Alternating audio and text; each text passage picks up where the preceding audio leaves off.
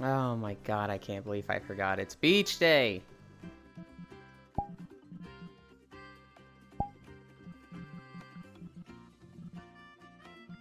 Alright, which beach are we going to?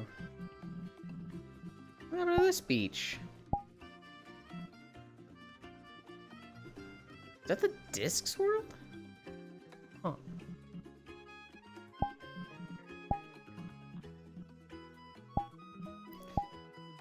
Portal.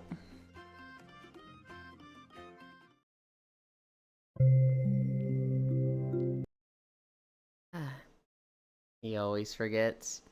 I do.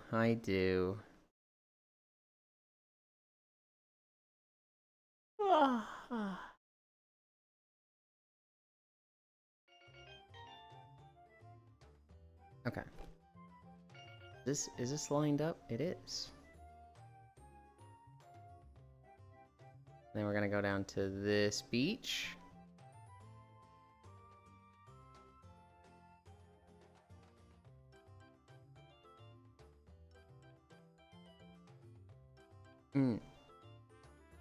Right here. In 3.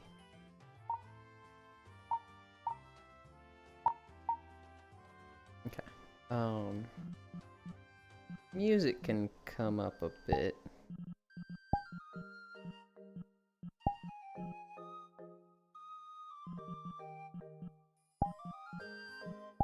Avatars.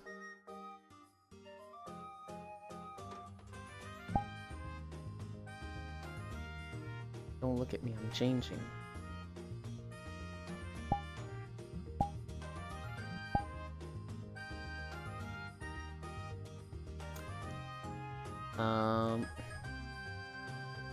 Shoes. I need those.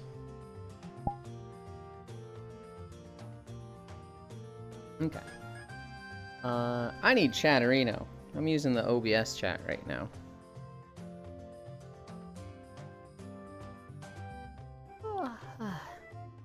Alright. Who all's even here? Hi, Lost One. Hi, Air. Hi, Ellie. Hi, Logitech. Hi, Kodiak. Hi, Zuvi. Hi, Smile. Hi, Ryan. Promise not to watch you change without taking pictures. Because you're late, don't make min jokes by explaining them? Whoa, keyboard prop. I don't get it. Never forget Pergnant. Yahoo. I need to edit my model for Beach Day. I'm late. Hi, Cairo. You can't be late because you're not the broadcaster. You can be late to your streams, but you can't be late to mine. Okay. I think... Am I forgetting anything? I am! I am forgetting something. I need to select a different video.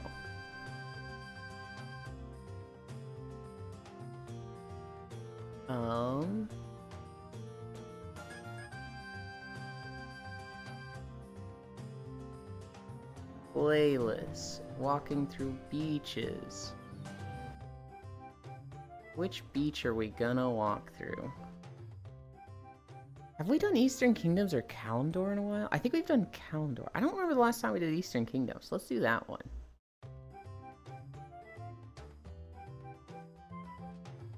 That'll be a good 6 miles, if I remember correctly, because that is a long fucking beach. Beach walkies. Hi, B-Top. Okay. We have corrected our mistake, our forgetfulness.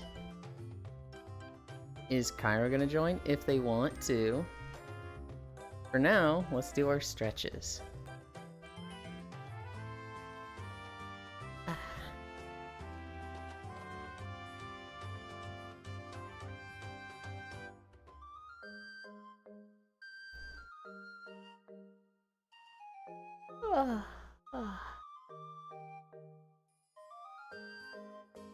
Hi.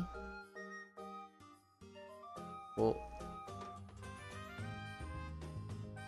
It's wild, guys.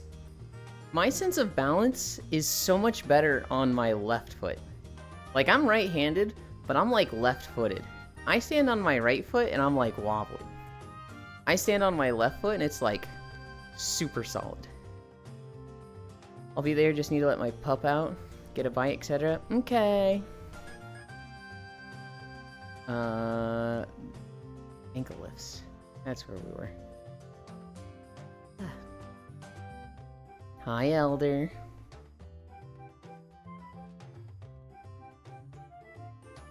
You long yippee. We have Freya with us. Hi, love. Freya, did you delete your house again?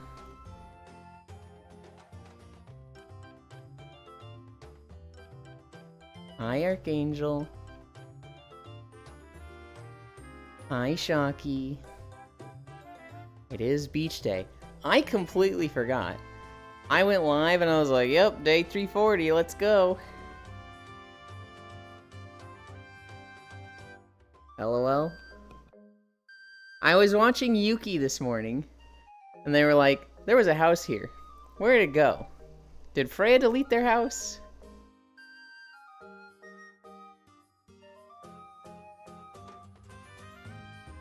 Lunges. Yes, I deleted my house. Hi, Meathies. Oh, God.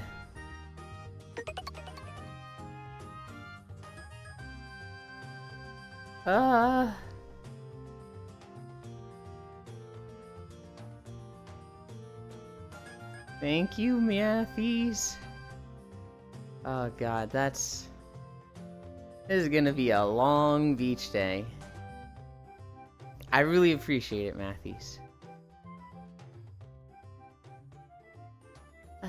Can I have the spot to build KFC? This is normal behavior for me. Why do you want to build Elder, there's like 1 million spots on the server. And Yuki is planning to build like a teleporter network. You don't have to build like 20 feet away from me. Leave that for Freya. You can build like... There's so many spots, Elder. We did lunges. We do this one now. Oh, God. I gotta do this now, too.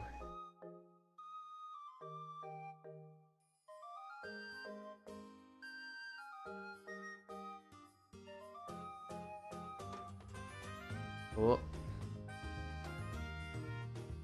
Okay. Bendy stretches.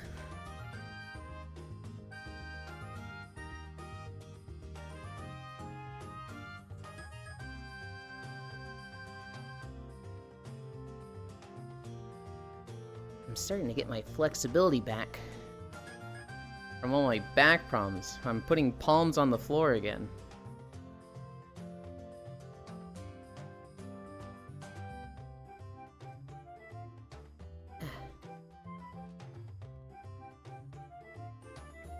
There we go.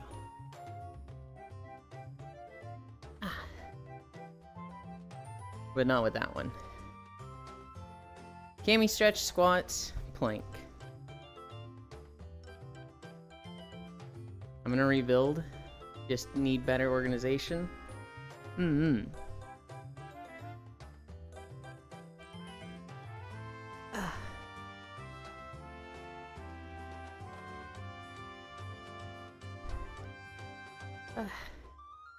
Oh my god, you guys are putting in so many big emotes. What is that emote? Twistina Strawberry. They're fun to look at.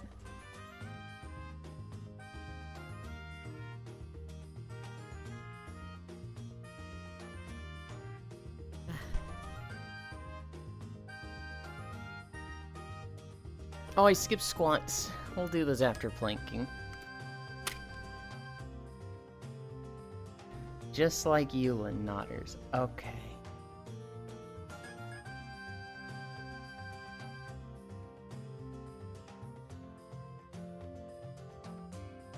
3 seconds. 3 minutes. We start at 10:30 into stream. We'll go to 13:30.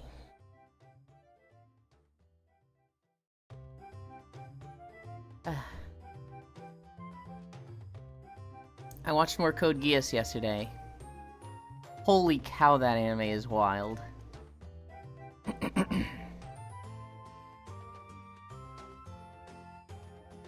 I think we got to episode 17? So I think we're going to finish next time we watch, next Saturday. Well, we'll finish season 1.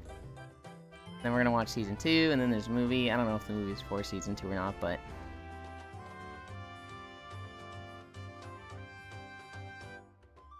Every fucking episode, it feels like so much fucking happens.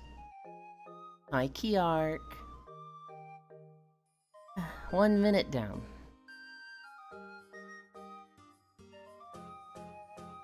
Oh my god.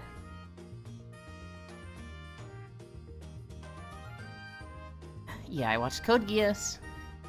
I watched fucking everyone play Elden Ring. Shocky is a fucking freak with her busted build. I watched like 3 friends struggle with a Divine Lion. And I see Shocky get there yesterday, and I'm like, good luck. You're gonna need it. And she just one-shots it because of her stupid build. Okay. Alright.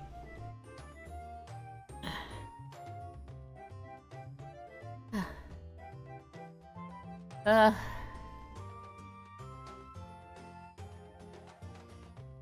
2 minutes down. 1 more minute of planking. God, you're such a menace.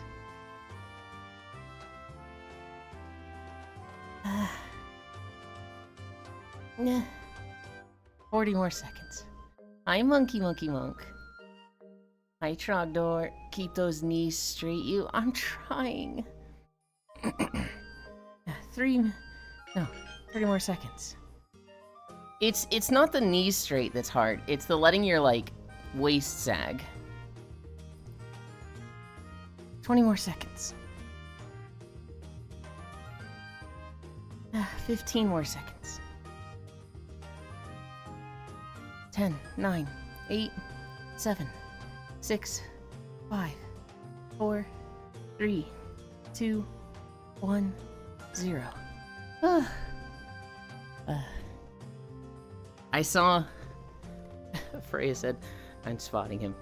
I saw a great video recently of, this guy who is, he's lifting like this, and he's weightlifting. And his spotter was clearly his friend who had never been to the gym before that he brought along. And, he gives out and falls forward, and the bar is, like, kind of pressing him against the bench. And his friend spotting him is just like, just, like, no idea what to do. It's like, dude, do something. Literally do anything. Alright, 10 squats.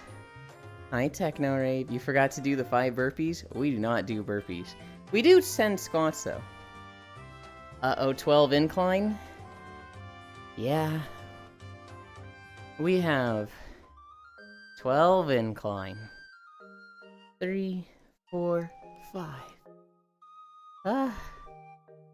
1, 2, 3, 4, 5.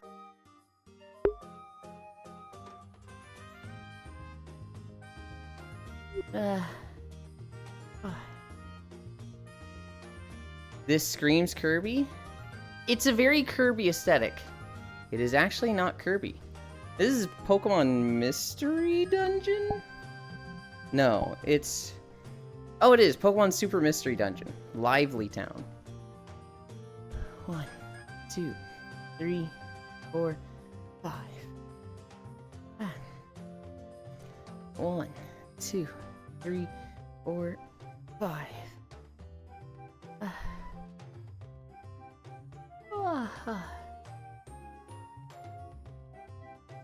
What power does Kirby get? They ate you? Back pain. The power of bad knees. I have great knees. I have a fucking awful back. Hi. Hi, Proxy. Your face is a mystery dungeon? What the hell? Proxy, did you see?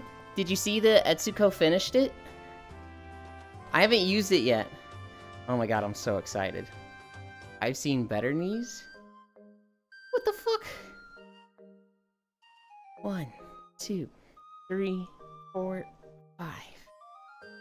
Ah. Did you say Etsuko? I did. Oriyakana Miko. I didn't get to see the finished product. I haven't used it yet. She messaged me like, hey, do you know how to use it? And I was like, nope. And I would try now, but I have a headache and I'm going back to bed as soon as I can. She was like, okay. And so today, I'm gonna ask her how to do it. And then I'm probably gonna play a lot of Rabbit Steel today. 1, 2, 3, 4, 5. 1, 2, 3, 4, 5. 1, 2, 3, 4, 5.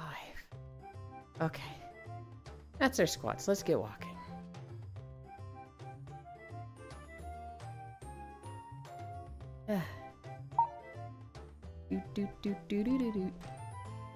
We're in a good spot. We are.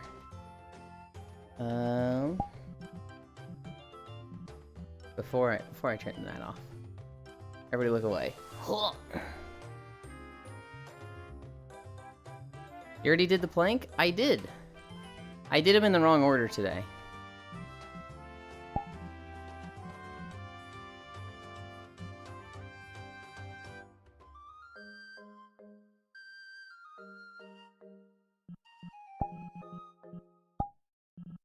Turn that off. Where's my mouse? There it is.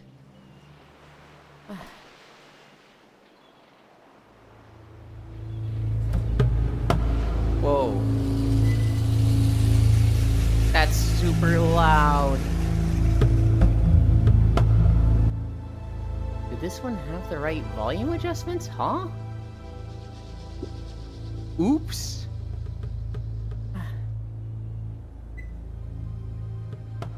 Well then. Whoa, spooked.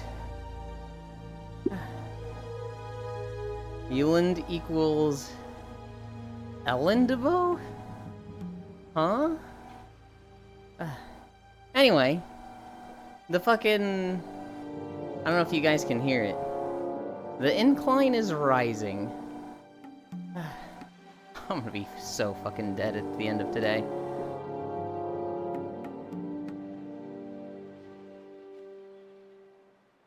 How did you miss elbow? Euland elbow equals Elendbo. Did I miss saying it? I still don't know what you mean, Techno Rave.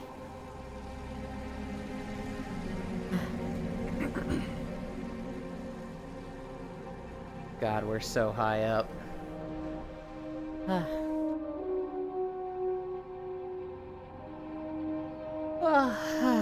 Okay. I want to talk about Code Geass. I'm gonna cry. Don't cry. So Code Geass.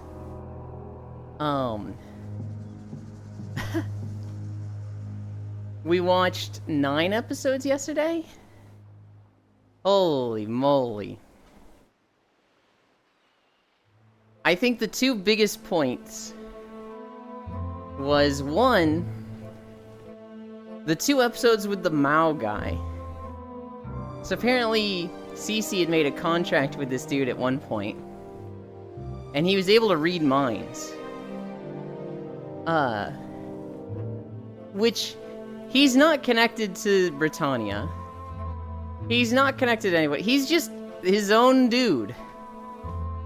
And he just shows up and causes problems for people.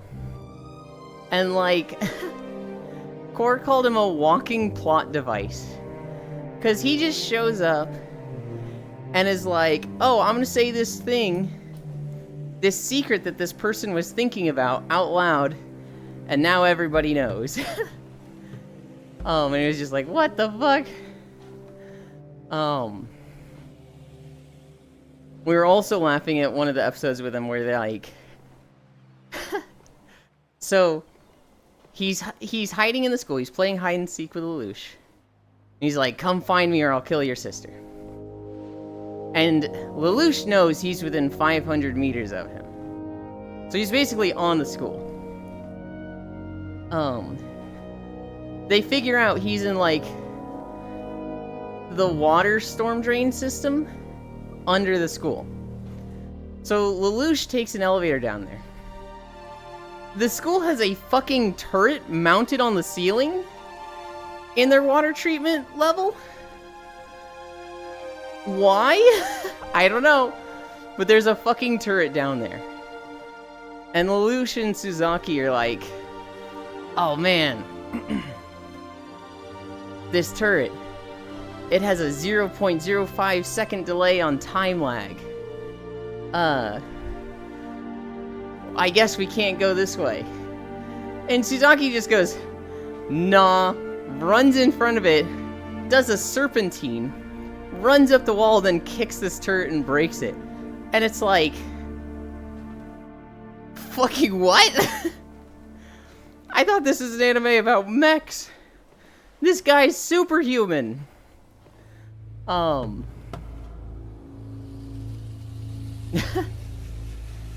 We were fucking losing it at that shit. The other thing we lost our minds at was, they have a battle. It's like a big mech battle. It's mostly a win for Lelouch. But he doesn't get everything he wants. However, in the battle, Shirley, one of the girls from his school that really likes him, her father died in the battle. And they were going on a date. And so he was late, but she was also late because obviously her dad died. And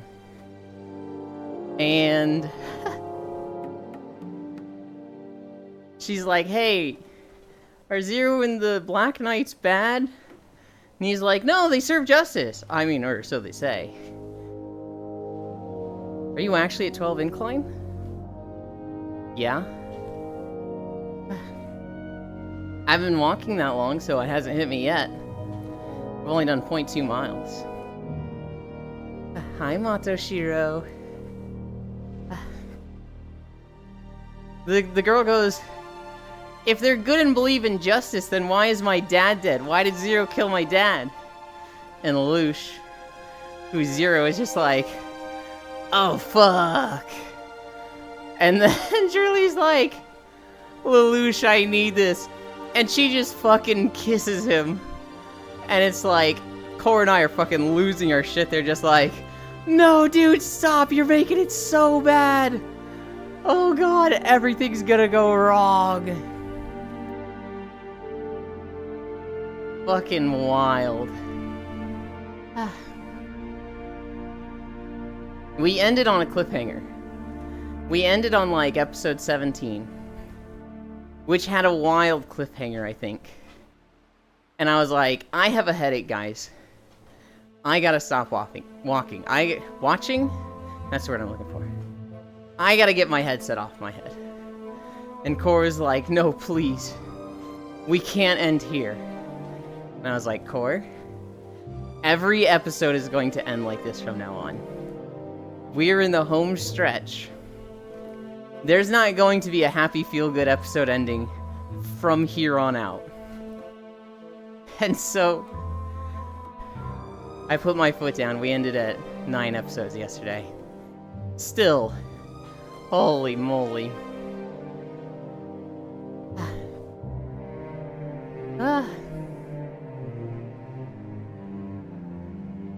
What else was there? One of the Britannian nobles died.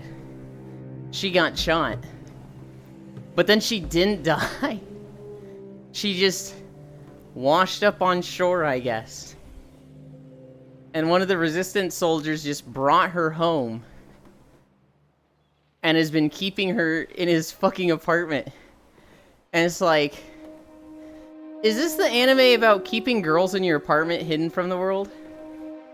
Is this just a thing they do in this anime? Where, like, it's beneficial to you, or, like, you find some girl and you just think you can get away with keeping them in your room? Because Lelouch has done it with CC. Resistance guy Ogi has done it with Britannia girl. I put on Code Geass the other night when I went to bed. This is my first time watching it. I don't know. It was one of those animes I went hipster with, where everyone was watching it, and I was like, I don't want to like the thing that everyone likes. What episode did you stop on? I think we stopped on 17. Euphemia, the princess, basically watched Suzaki go 1v6 against the Four Holy Swords, Todo, and Colin. And she was like, that's my knight. That's the guy I'm choosing. And Lelouch is like, I gotta keep Suzaki out of trouble. I'm gonna ask him to be a bodyguard for Nunnally. And then Lelouch finds out that Suzaki is the pilot of the white mech, the White Nightmare. And he's kind of having a small breakdown.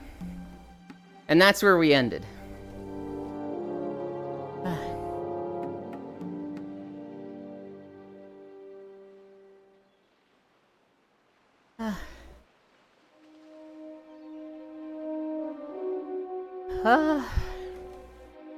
We're at 0.35.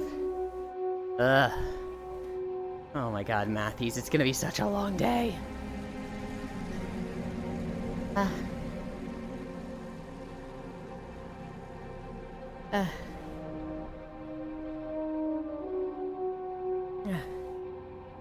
Do you mean Suzaku? I do.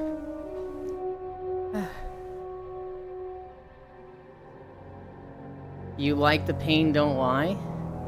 Why do you think I like pain?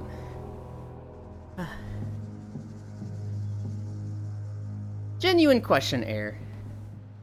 Why do you think I like it?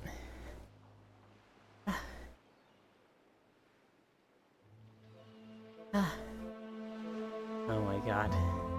You like the pain, don't lie, Wiggles. What a combo. Mumwalkie's time too? Mumwalkie's time woo. Hell yeah. You've got it on 12 incline, right? Matthew's paid for 12 incline. I'm kidding. You probably have a standing treadmill. Don't do incline.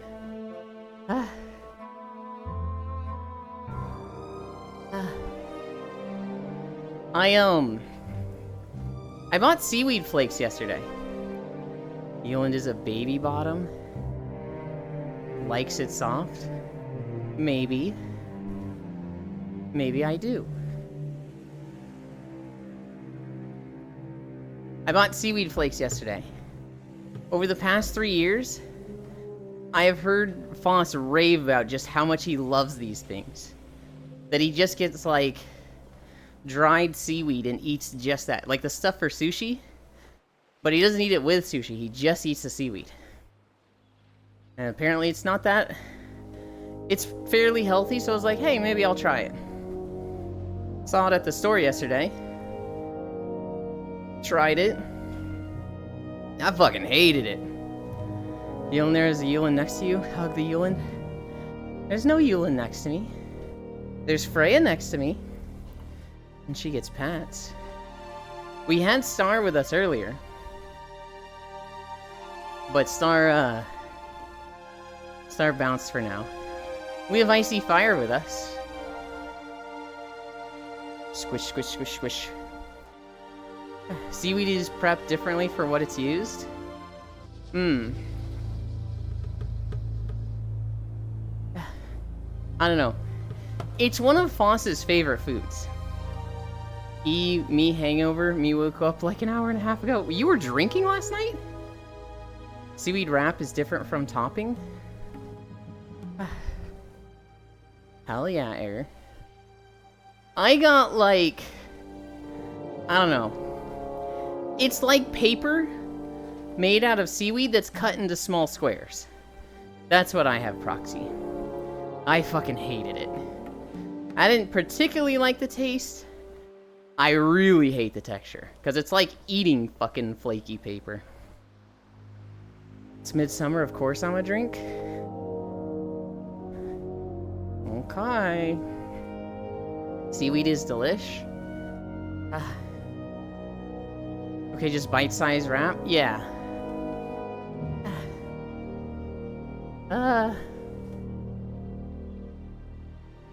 I don't like it. I don't like it.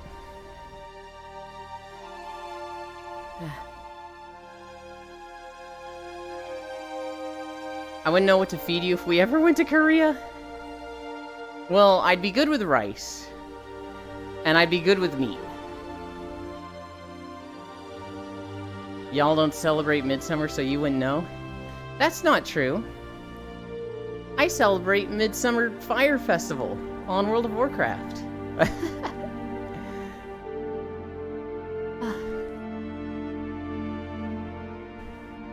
Touch grass. I touch grass all the time. In video games. When I play Satisfactory, I have to touch so much grass to power my biomass burners.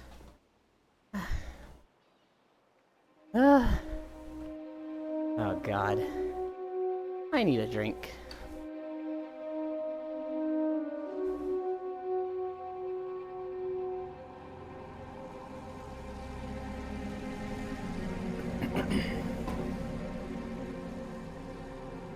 And Peanuts say Gen Alpha is cooked. Jesus, I'm doozy. Go lay down, Air, if you need to. No? Okay. So long as you're comfy. Everybody's playing Elden Ring. Has everybody playing Elden Ring gotten the Monster Hunter sword? There is a two-handed katana that literally has the Monster Hunter weapon combo. Like 1-to-1. I'm so tired of Elden Ring. Hi, Octomage. I'm a little tired of it also. Yeah, literal longsword. Hi. I want to play it, because I never beat the first Elden Ring. I probably played it for like 10, 12 hours. And I had fun. But like, I need to beat it. But I also, like, I just don't want to play it like a Souls-like. I just want to explore. I don't want to, like, get my ass whooped by every boss for 10 hours. And everybody's like, well, then don't play Elden Ring, because that's Elden Ring. And I'm like, well... Sounds like a skill issue, get good. Maybe what I do is look up a very easy cheat build. One-shot every boss. And then I just tell everybody I one-shot every boss. And be obnoxious to them. The world building seems awesome.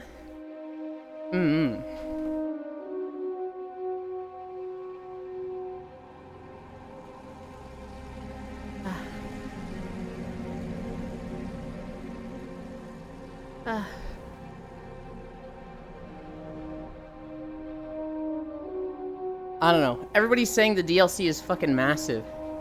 And just as big as the base game. Which is like, hell yeah. It's very big.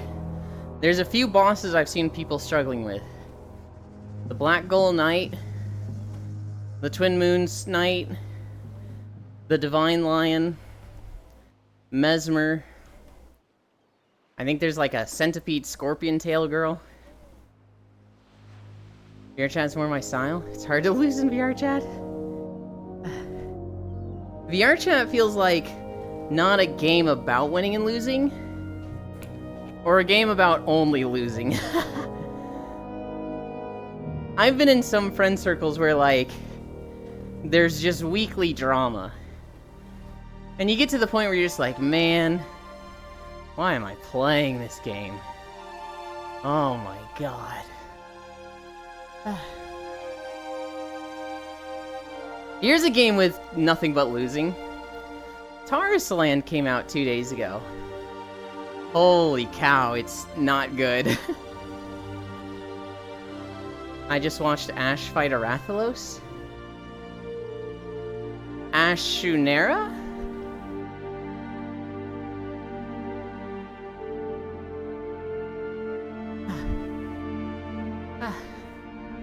Somebody just joined, but the beach behind me is so fucking bright. I have no idea who it was.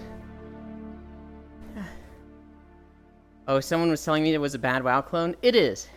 So basically, NetEase was the company that published WoW in China.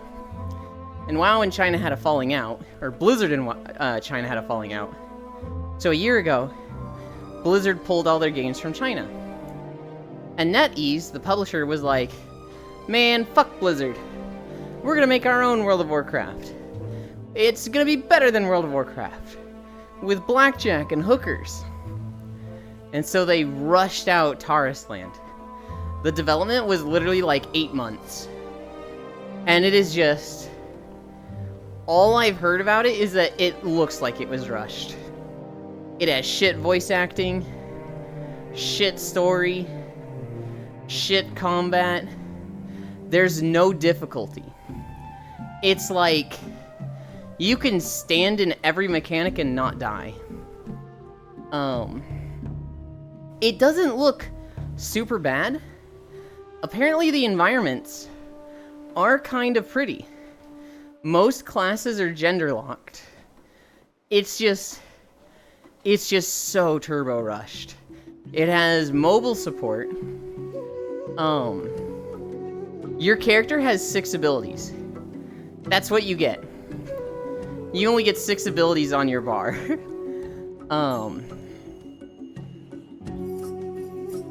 It does nothing good. Its best thing is it has decent looking environments, but like in a cell shaded style. Hi Siri. Making WoW in a year. So they've not made like the size of WoW in like all of its expansions. But like a half-baked vanilla WoW? Yeah. Oh, Mesmer, they released an 18-inch statue of Mesmer and said, get ready for 18 inches of Mesmer. Proxy, go to sleep. Siri, sweetie.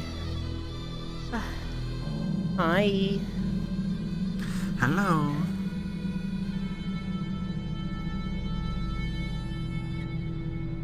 I didn't know that you were such a pothead. Okay. I learned something yesterday. Me? Yeah. Oh. Yeah. Alright, there's my dumb joke on that. I was only a little high last night. I'm not like a stoner. What? Yes, I found a pot and it fit my weight. It does not fit No, the at all. No, it's awful. You put your sword on your shoulder and it just clips right fucking through. It clips all the way through. And my I'm just character like, looks super cool too when it's not a goofy helmet, because my swords are awesome. I'm sitting there like, oh, I hate this. Hi, Floopsly. But it's been a lot of fun. Elden Ring's been great. Good. I saw I was getting like negative reviews, which is really surprising to me. It's really hard. A lot of people have been like, this is too hard. I'm getting my ass whooped. I don't know. I don't know if it's like people coming in that like didn't get everything in the base game or what, or like get enough. I think they're just going up against like, the first boss and like not beating him. Not even like right away. Also just rusty. Yeah. I killed that dog. I killed him my second try. And the first time I only lost because I came in. Because the thing is, in the game, when you touch like the bonfires, right? You activate them, but then you have to sit at them to get all your flasks back. So what I did is I came up to the one in front of the boss room and I activated it, and then I walked in and I had like 2 flasks. I'm like, uh-oh. Did you beat the Black Gold Knight? Black It's like Black Gowl. Golem Knight. He's literally just a dude with a sword and a crossbow. No. I ended up going to a secret area and I fought a secret boss actually. Okay. Cause like people leave notes all over the floor. Mm-hmm. And so what people love to do, they love to put the message "secret wall ahead" at every fucking wall in the entire game. So like, you know, it's literally like Boy Who Cried Wolf syndrome. But I still do them a lot. And then the one time it was just in the basement of a random castle. Actually works. And it unlocked an entire giant like portion of the map that I was in for like 3 hours. Hell yeah. Some people Just, went you to know, new game. secret wall in a random basement. So anyone complaining about Elden Ring, don't care, didn't ask, cry about it, stay mad, get real, L mauled, seeth cope. The problem is like when a game like this hits the mainstream too, and people have to do RPG elements, like do an actual build. People just like, what do you mean I just can't put everything in strength? What do you mean I can't just put everything in magic? You know what I mean? Yeah. Because you'll see people like this that are like, I'm having a tough time, and then you look, they're like, show me your build, and then it's fucking awful. And there is a way to reroll in the game too. That's in the base game. That's not like a. Yeah, but you have to go find it and unlock it, right? No, not really. They kind of tell you. You do. And you have to just go back to one of the boss rooms. I don't have it after 12 hours. No. Yes. But what do you mean? Like early no. enough in the game. No, you don't have it. Yeah. I was agreeing with you. Like, yeah, Okay, you don't have okay. it. I don't think. I don't know. You should. That's like the second big boss. I've Unless killed. you skip it. I've killed Margit and Godric. Oh, okay. I guess third then. Godric didn't give us too much problems. It's literally Margit like was a the little bit of next trouble. area. The next area you go through in Elden Ring, the boss is in like the middle of that area. But if you really wanted to, you could just be like, I'm gonna ignore the really cool looking castle and I'm just gonna keep going. Is it the case? Is That's it why I don't okay? get it. Is it the castle in the like the marsh area? Middle of the lake. Okay. Yeah. Yeah, we went to Caelid. What the fuck? So like, You picked a really cool, beautiful scenery place, or actually just like Tampa, Florida. Zuby doesn't like shrimps. I was like, lake seems natural to me, and Zuby was Wait, like, what? I don't like these shrimps. Let's leave. And I was like, okay. So we went to Caelid. What? I mean, you're kind of mixing your progression around. but I'm that's fine. aware. I've only heard bad things about Caelid. Oh, I said fuck you, Farisu. Caelid's like the- Hi, Farisu. Caelid's the area with the funny status effects. That are awful. Nuzzles Cairo's hand. Very elitist, more elitist than me, SMH. There you go. Matthews. Yeah, people do get overly elitist with it though, but I genuinely think it's like people just like coming back to a game because like, oh my gosh, the first like hour for me, I felt like a toddler because I just like hadn't played it in like 2 years. And it's such a unique control scheme. It's like the same thing like when I played Breath of the Wild for the first time, that control scheme was like so non-Zelda. Yeah. I felt like a fish trying to play that game. That's why I love first time playthroughs of Breath of the Wild. The first like 5 to 10 hours, especially the plateau. Just people learning and fucking up is the oh god, it's the best stuff ever. Watching people You know- like get to the bomb shrine, pull out a bomb, detonate it on their head, and be like, oh god, okay, I just killed myself. Respawn, take out a bomb, throw it, it rolls back off the wall into their feet, and they kill themselves again. I've seen that like 2 or 3 times. God, I fucking love it. So you hated my playthrough?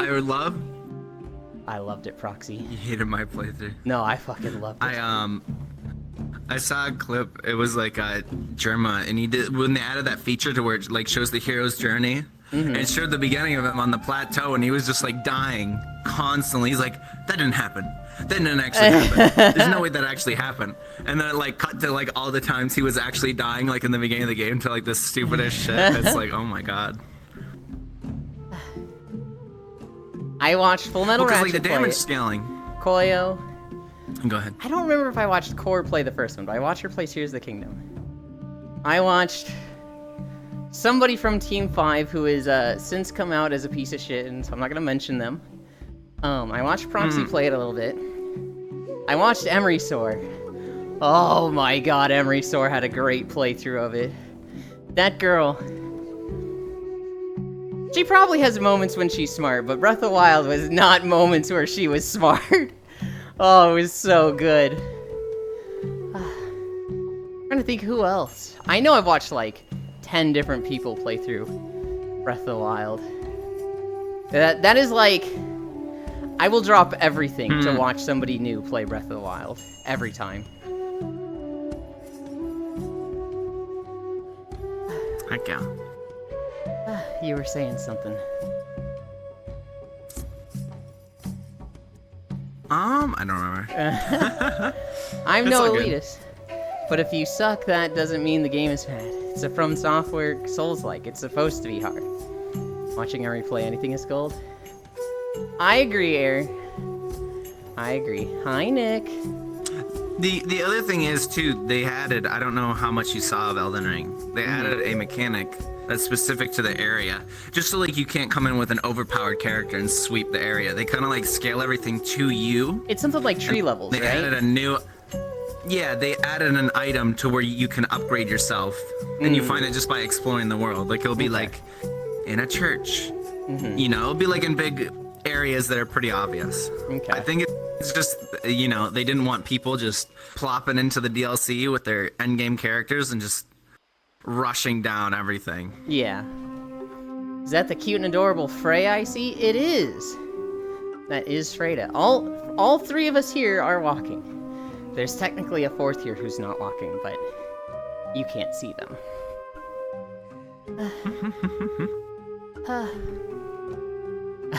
When I was watching Code Geass yesterday, when we started last week, I was power leveling my hunter just killing mobs, right? And it was super easy because I had Raptor Strike on 1, Kill Command on 2, Wildfire Bomb on 3. Literally just mash the 3 buttons over and over as I run up to mobs, 2-shot each of them, and move to the next one. Literally thoughtless. Was able to pay like 10% attention to WoW, 90% to Code Geass. I tried doing that with the Rogue yesterday. Yeah, I couldn't do it. It was like stealth, shadow strike, backstab, eviscerate, and I could kill things just as fast, but it was like, I need to press these 4 buttons in this order. This isn't working to mindlessly grind. Doesn't matter what level you are, the DLC is gonna fuck you like never before. How are you, Eland? I am good. I'm fucking... It's not been that bad. I'm gonna be fucking tired by the end of today. We are at 12% incline. Thanks to Matthews. Like, and I'm not following like a build or anything. Like my build is literally something I made when I did my first playthrough. And I can't say, I haven't spent more than 30 minutes on a No. The one I ended my stream with yesterday took me maybe like 40 minutes. But most of them have been like 1 to 3 fights. Okay. Cairo goated with the sauce. ILO fam. I don't know. I mean, Arrow watched me play, right? Yeah, but I don't believe anything Error says. You can't use him as like... That's true, Jan was there. You can't use him as like a source for like... Error back me up with this. That'll like discredit your argument. That's true. Who is the cutie next to Freya? That is Cairo. Yeah, I want to play Elden Ring. I don't really want to play it solo. Maybe I should play it solo, though, because, like... The reason I didn't get through it with Zuvi is because our schedules were trash. Our schedules were like, hey, do you want to play today? No, I can't. Hey, do you want to play today? well, I gotta do this thing on stream. Hey, do you want to play today? No, I have to take my grandma to this. And we would just hit that so many times. Hi, Borgo Logo. That's a fun name. Thank you for the follow. Borgo Logo. That's just fun to say. Oh, LowFam's here. I actually had, LowFam, I was able to catch a bit of your game show yesterday. And then I was actually in a VRC lobby last night, and I ran to Isu. I was like, oh, I watched some of the game show. It was awesome. And they were like, what, huh? I only recently met. It was funny. They had a good Isu. reaction. And when I say met them, I mean like, I have rated them once, followed them, and tuned into a few streams. As soon as I met them, I was like, God, this person's avatar is so pretty. I want to watch more of them. Then I met a bunch of people, and I've like caught none of their fucking streams. Yeah, no, Isu's in a friend group I have, so I see them. Ewan, someone in DC often. just randomly sent a friend request. Okay. Fuck you, you got the name boy. right? Hell yeah. Hi, Space Fish. Welcome, welcome, welcome. Hi, Fishy. What the hell was that?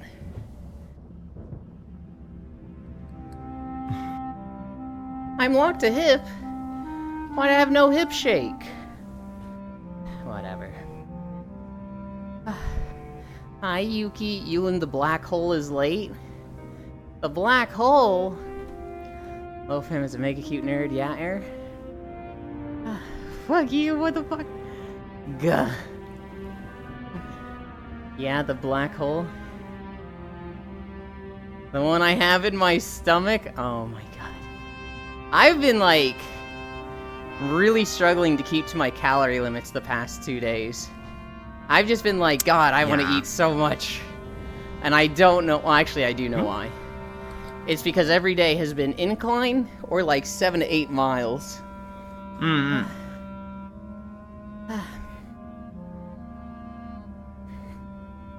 I've been cheating it a little. Normally, I will like, when I get a cup of milk, I'll literally just get a glass that I've measured out. This much of the glass is 1 cup. And that's 100 calories. But lately I've been lazy to do that, and I've just been like, I'll just take 2 sips from the gallon because it's mine in the basement. Nobody else drinks from it. And so I'm just like, glug glug. That doesn't count. And then I realize I've done that like 5 times. I'm like, God, I gotta stop doing this. It's not my fault you was cute, LowFam. It was some stinky called Icy Fire Mage? Okay. I had a banana in my meds this morning. I want to try a banana smoothie. I want to make a banana smoothie and like... Because I like the flavor of a lot of fruits and vegetables. It's mostly the texture with them. And so... I'm kind of thinking like... Maybe I just become a smoothie addict and eat everything as smoothies. 10 is a pretty good number, because that's 10 times of what I am. I want to say, shut the fuck up, Yuki. Hi, Lord Arbiter. Oh. It's Foss. Whatever, hey, Foss. Hi, Foss. Your brain is a banana smoothie, got him? I want to talk about what we talked about yesterday, Foss, but I'm like, that's not really appropriate for stream. But I want to talk about it so bad. Oh, no. I know, I'm that monster that's like, I want to tell you guys this thing, but I can't, so I'm not going to. And everybody's like, okay, well, why'd you fucking bring it up then, jerk? Yeah, why'd you even mention it? Because I'm dumb. And I don't think about it until I say it, and I'm like, oh, I should have just said nothing. Oops. Oh, yeah. I'm gonna be joining and sit next to you soon. Just gotta do some self-care. Hell yeah.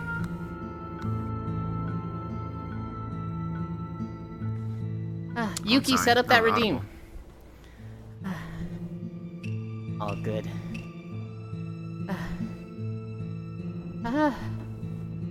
What are we at? 1.4 miles? Oh, God. Oh. Hey, Bits. It's this guy again. Bits posted Bits posted why are all my streamers like this to me? And it's a streamer that's like, Hi Icy Fire, hi Lost One, hi Logitech, hi Freya, hi oh, it's this guy. Ugh. That's old. Well, it got posted or reposted, I don't know. It showed up for me yesterday. And I'm like, God, that's so funny. Sorry, Elin, you bring it up was really the straw that broke my camel's back. Can't believe you. Foss. I love I'm gonna die on this hill. That's just the dumb phrase, okay? The straw that broke my camel's back? That's not even saying it right. You love? Oh, I was gonna say Global came around.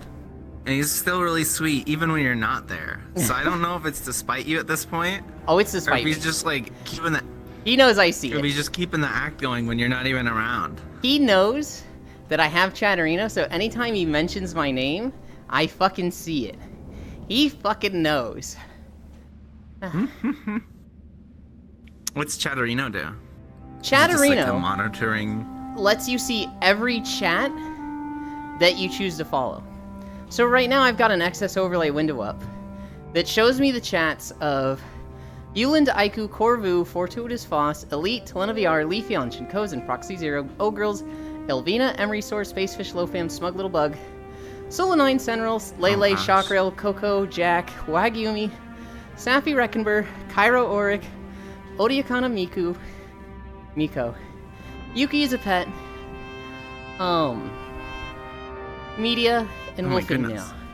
I can just... Oh, and I it'll can just pop see- up when they're live. No. I see all those like a tab system. Oh my goodness. I don't see all of their chats at once. I can only see one at once. But I can just, like, at the top is a tab, and I can just pick which one I'm seeing. And then there's little icons. So right now, Emery Soar hasn't streamed in literal months. And so, the last message I see from her, the last message I see is June 20th, reconnecting. So I don't even see when the last time she was live. But, like, Leafeon's is live right now, so I've got a little red dot next to her. It's also highlighted gray, that means new messages, but nothing's particularly for me. Smug Little Bug, he's live, and it has a red bar, which means I have been mentioned in that one. So at 8:47, Frey was like, "Yee, getting ready for walkies with Yuland." And Chatterino was basically like, "Hey, you were mentioned in this chat." Oh, interesting. Yeah. And so, it was more fun when people didn't know about Chatterino. Oh, so now they just ping it constantly? Because, well, now they ping it constantly to, like, do that. But, like, so Fusty Lugs. I had her on Chatterino before I, like, reset my stuff. And it became a running joke that was, like, anytime they mentioned points, they would look at the top 10 points. And if you were in Chatterino, you collected points through Stream Elements. Not through channel points, but the old Stream Elements points. And so I was always, like, third or fourth on the channel points meter because I had Chatterino and it always registered me being there. And so they would do the, like, hey, who's the leaderboard for the top channel points? I would get a ping. And I would show up and be like, still fourth, baby. And they'd be like, oh my god, Yulin's here. You were lurking? I was like, yeah, I was lurking, even though I totally fucking wasn't, right? And then they'd be like, hey, we don't want to, like, bring lurkers out, or, you know, we don't need to bring up the points. But, like, if we looked at the points, I bet, you know, this person would be top, this person would be second, this person would be third. They thought, like, Stream Elements doing the list was pinging me. So they'd mention my name, and I'd show up and be like, yup, still third. And they'd be like, oh my god, he knows. And it became this joke of, like, we can summon Yuland. We must summon him. And I'd show up just, I have been summoned. It works! How does he do it? How does he know? Like, they just had no idea about Chatterino. It was fucking magic to them. It was fun back then. Now kind of everybody knows about it. And so, it's less fun for that shenanigans, but it's kind of nice to still see, like, you know, people mention your stuff, right? So like, in Yuki's channel, they might talk about the Minecraft server through my Discord. And I can show up and be like, you got questions? Or somebody be like, can I play with you? And Yuki will be like, I don't really know. It's not really my server. You'd have to ask you. And I could be like, no, you can't. You're a first-time chatter. Get out. No, I've never done that. I thought about it, but... Hi, hello, fam, darling. That's old. Sorry, Yulin, you bring it up. Was really the straw that broke my camel's back. Can't believe you. Oh yeah, what the heck happened to Freya's house? Apparently Freya does that. That's not the first time she's deleted her house. We're on like version 4 of her house. Hi, cutie pie. Yeah, someone made me go find it because of my mouse cursor, so I retweeted. I see. You killed my camel, dude. Oh. Hi, Global. Hi, Glabble. You gotta pay his health bills? You gotta pay his health bills. He's your camel. What the fuck, Elon? Why'd you kill why is my Boss's foot camel? so far off? He was so young, too. Hi, Cairo. King Moglin, all hail. Oh, what the hell? Bits! Bits. Did you see? Did you see that Etsuko finished it? Oh my god, I'm so excited to try it today, Bits. Yeah, I did? Hell yeah. She's so nice.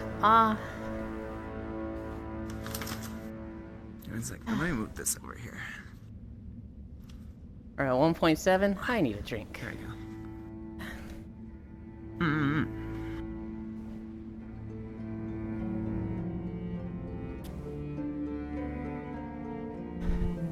You and Proxy was just calling my name, I swear.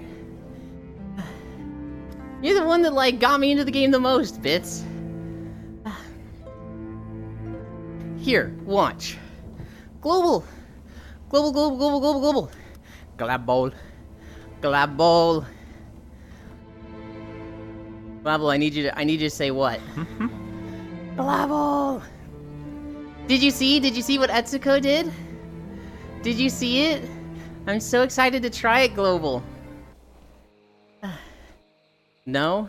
Yeah, see, this is why we pick you out, Bits. Etsuko is just a super nice, cute nerd. No, I mean the way you fucks call my name.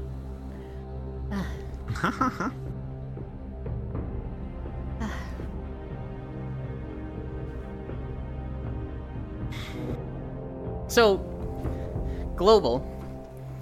I like a game called Rabbit and Steel. And Etsuko, someone who plays it a shit ton more than me, anytime she doesn't have somebody to play with, she's like, you know what? I'm just gonna make custom sprites for this game. And so she's made sprites for like 2 or 3 other people. And she was like, Yulin, what's your favorite character? I wish I had said Druid. But at the time I was like, I fucking love Ancient, so Ancient. She's like, okay. So she made an Ancient based on my OC. And then she put the fucking Moogle pom-pom on it. So I'm happy because it's me. You fucks are all happy because it's Moogle me.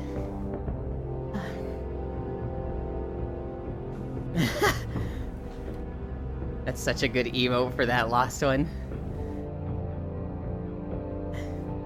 Why am I a fuck this time? Icy Fire. Have you ever redeemed Kupo? Even once? Yes? You have answered your question. I fuck Icy. I watched a video. It was the good news for June. I have 132k, I'll gladly do it again. No, Bits, you need to spend that on taxes. Here's the good news for June.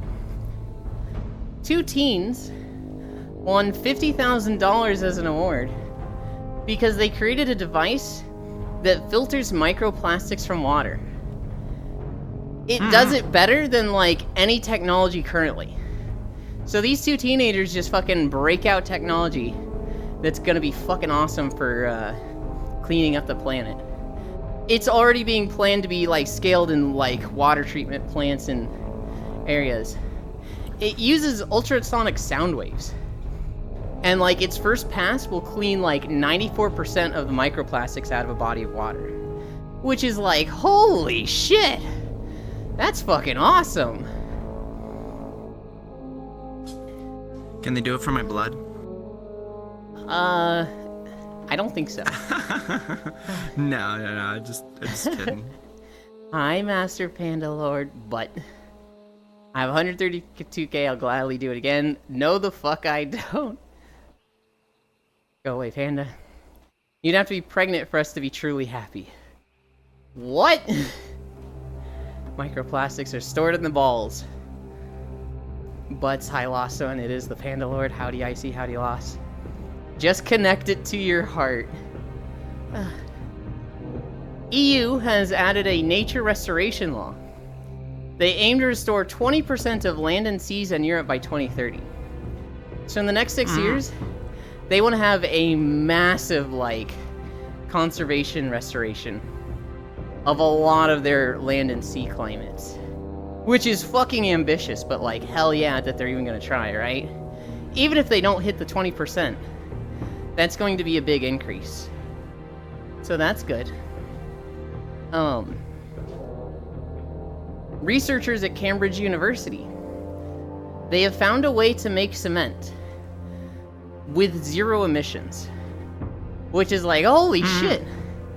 Because the creation of cement is a massive factor to like pollution in airways. Yeah, very much so. Like literally everywhere in the world makes cement. And so making cement with no emissions and no increases to creation costs is like just a massive jump in the technology.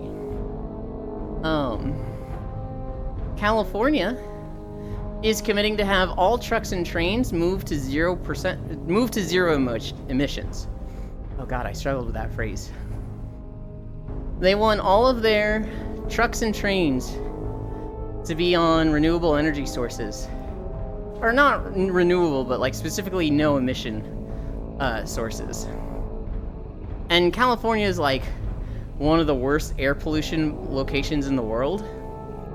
And so that'll be big. I've never heard of the Tromelin Islands. They're in the Galapagos. But their seabird populations are having a massive comeback. Basically, almost all of their bird species were nearly extinct because of invasive vermin species. And conservationists have been like busting their ass off for like 15 years to restore all these populations. And they're having great success. They've kind of hit that like exponential point of growth this year where like all of the bird species are just taking off and like they don't even have to worry about them at this point. They have effectively saved the birds of these islands, which is like fucking hell yeah. 60% of the world still hand washes laundry. We're talking like you take your shirt, dunk it in a bucket of water, and then dry it out by like literally pressing it or like twisting it. 60% of the world still does that. And a company, I forget what this is called, but they've made these like super fucking cheap washing machines and dryer combo things. It's literally like a hand crank roller that you can stick a load of laundry in, crank it for like 20 to 30 minutes, and then you're done. And people are saying this is gonna save people that do laundry, which is primarily women around the world. It's gonna save them like 15 to 17 hours a week, letting them focus on other things, like education and whatnot. Yeah. And so, that's fucking cool. You can go from cranking 20 to 30 minutes a day on one thing to cranking 20 to 30 minutes a day on other things. Yeah. This is going to, it's super easy to make, and they're just like mass producing them. And, shipping them everywhere in the world. And so, like, there was a lot of footage from India where they were like, hey, do this, and these women are just like, yun, yun, yun, yun, this fucking rules! Yeah. I mean, low-key, I've been contemplating switching back to hand wash. Electricity and water expensive. Hang on, Master Panda. It's mostly dryer. Dryer's a killer for energy. Mm-hmm. If you're, you know, carbon emission, you know, conscious, it is the time of year where drying your clothes is very much an option because it's fucking hot as shit. Mm-hmm. Also, like, depending on the area, you could just, like, hang your stuff on a rack, right? So, like, here in Missouri, we could have a rack in the basement, and, like, our stuff would dry fine. Especially if, like, we put it in a room with a dehumidifier. That shit would be, like, totally fine. But, like, dryer's just nice. Looks slightly sus.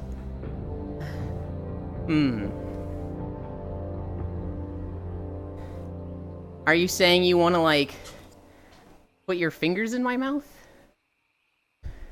Is it like that kind of thing, Yuki? Water expensive the fuck? It depends on area. For sure. I meant to ask you, Lynn, did you see the one Elden Ring weapon? The Monster Hunter Where one? it's yeah, basically the fucking Monster Hunter one. It is like a 1-to-1. 1-to-1 And longsword all the animations. Monster Hunter fans are like freaking out. Yep. I love it when a game does that. Great katana. Yeah. No, I'll put it in your nose. Oh, I'd much rather you put it in my mouth, Yuki. I had a bloody nose yesterday. So when I was watching Code Geass, got a headache, went to bed, woke up with a really bad headache, so I, like, got up, and I was like... I took medicine, which, anytime I take Advil, it's gonna clear up a headache in, like, 30 to 40 minutes every time. I'm super fucking lucky for that. But, like, I don't know, the headache was so bad that, I got a bloody nose at the same time. I don't know if they were connected, but, like, at one point, I was just sitting there, like, over a sink, kind of blood coming down my nose and my head hurting, just like, dude, I don't want to be conscious right now. I'm having a bad time. And then about, like, 10 to 15 minutes after that, the medicine kicked in. My head cleared up and I was like, oh, thank God. I femboy made thighs. While I was walking on a beach. So around here, you can pay taxes. Normally it's a channel points redeem. It's off right now because taxes have been paid. Once taxes have been paid, we walk on a beach. We have a beach day. All those other streams, they have taxes that don't do shit. But here, taxes come back to the people. You get rewarded for taxes. With beach days and me wearing less clothes. Growing up in Bakersfield, California, we were drying laundry outside on lines. Great katana, Bakersfield, yo. Hey, yo. Loved helping with putting up laundry. Hi, Alien Frey. Hi, Jan. Speaking of meds, I will take mine. I'd much rather you put it in my mouth, Yulin24. Because it's a beach walking stream for 340 days of it. We don't do beach day every day. Typically, it's like 10 days. And then taxes will be paid and we'll have a beach day. Fuck you, I don't care who you send, I'm not paying taxes. Hi, Icy and Yuli. More good stories. A Hawaii teen researched sea turtles for 2.5 years. Basically, a bunch of sea turtles in Hawaii were getting tumors. And he was like, why are the sea turtles getting tumors? And he found out it was connected to them eating algae that was close to a sewage runoff. And so they were all getting tumors from invasive algae near sewage runoff. Which is like, that's a hard thing to find. But this teenager tracked it down and found it. And he was awarded some grant money which he's using to pay for his college. And it's like, dude, this guy has a future in fucking biology research. Hell yeah.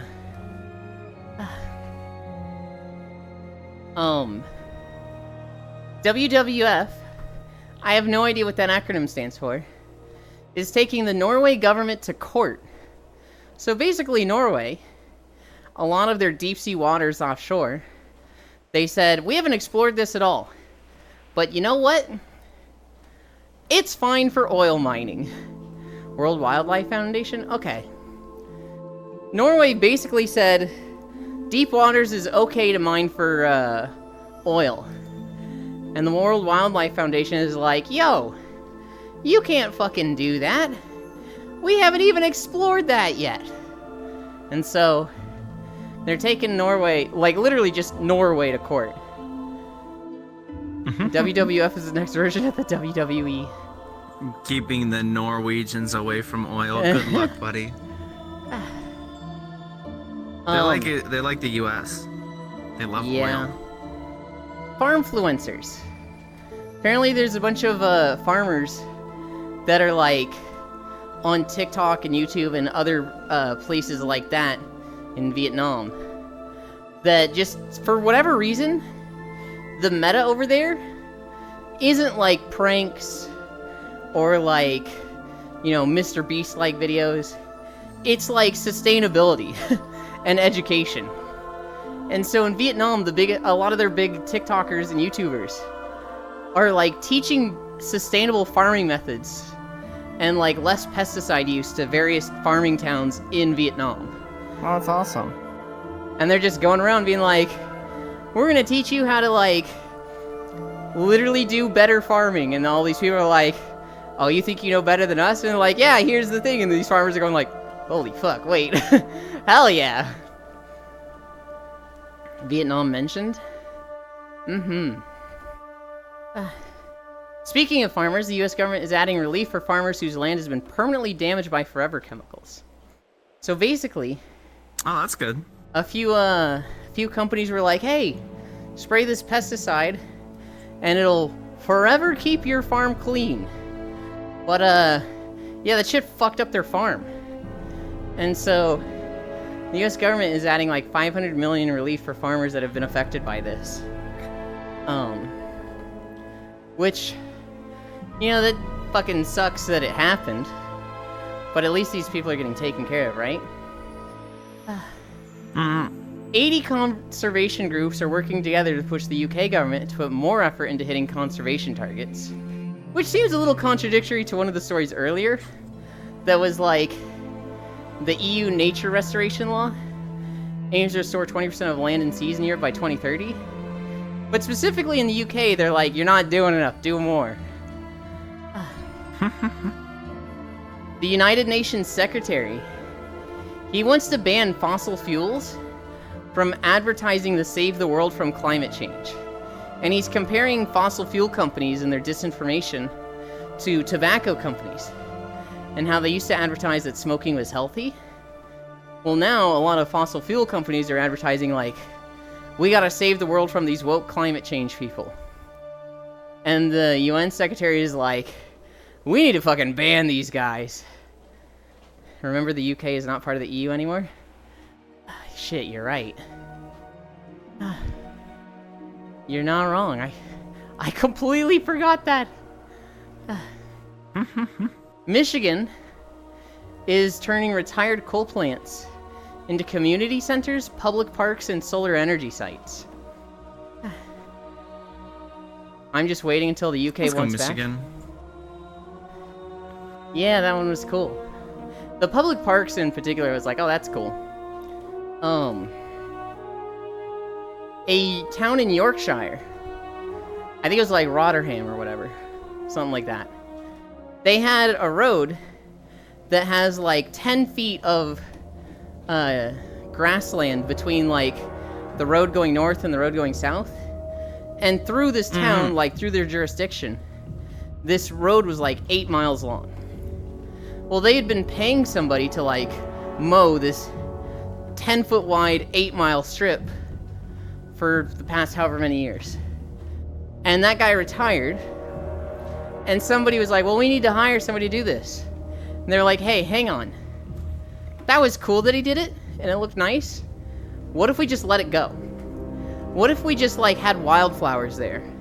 And it became, like, a good, like, conservation thing. Maybe we could talk to some conservation people about this. And they were like, that'd be the fucking coolest thing ever. So they were just like, all right, let's not hire somebody to do this. They now have this 8-mile strip of wildflowers. It doesn't actually look that bad. It's pretty colorful and pretty. And it's apparently, like, super good for the bees in the area and stuff like that. Just all the pollinators.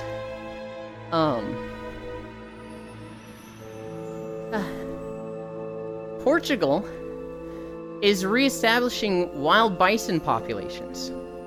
So apparently Portugal has fucking bison, but they haven't had them for like 1,000 years. And they're like reintroducing bison populations there. Hell yeah, let's go Portugal. Giant anteaters were almost extinct in Brazil, but conservation efforts have made them come back. You said so? I didn't know that.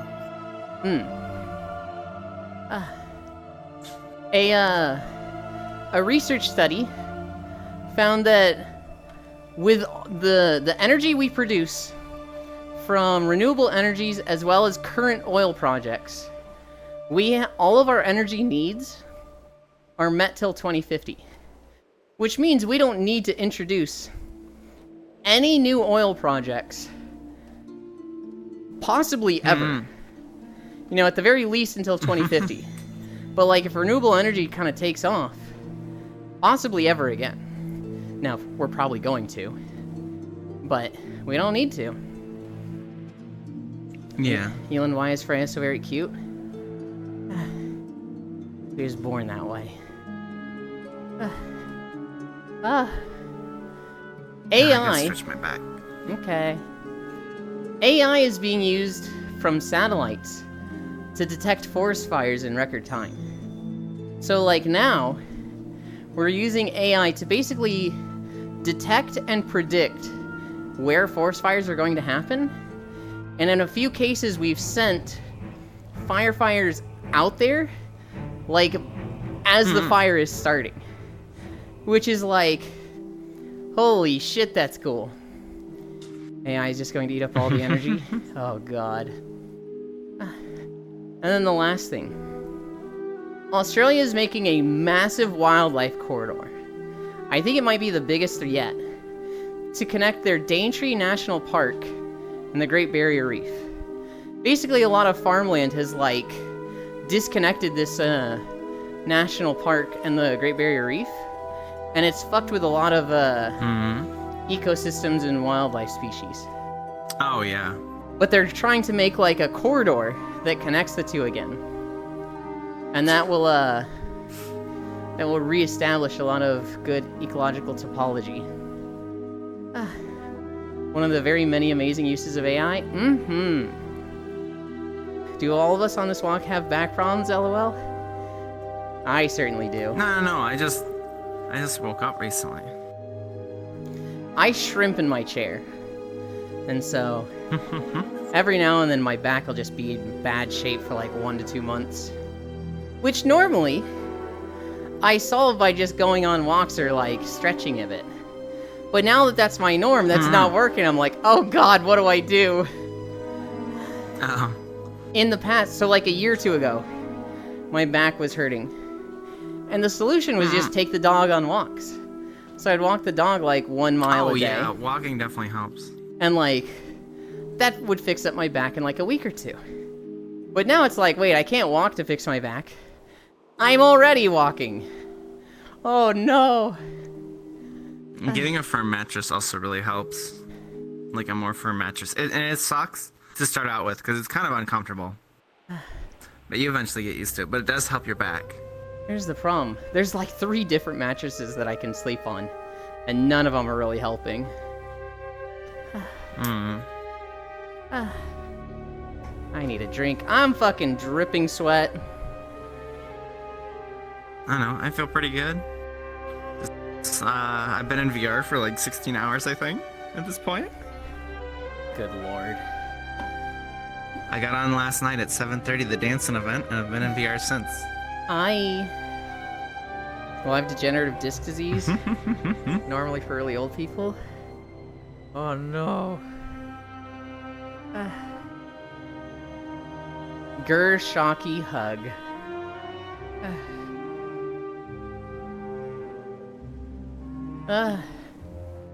Go to bed? No, I slept in VR.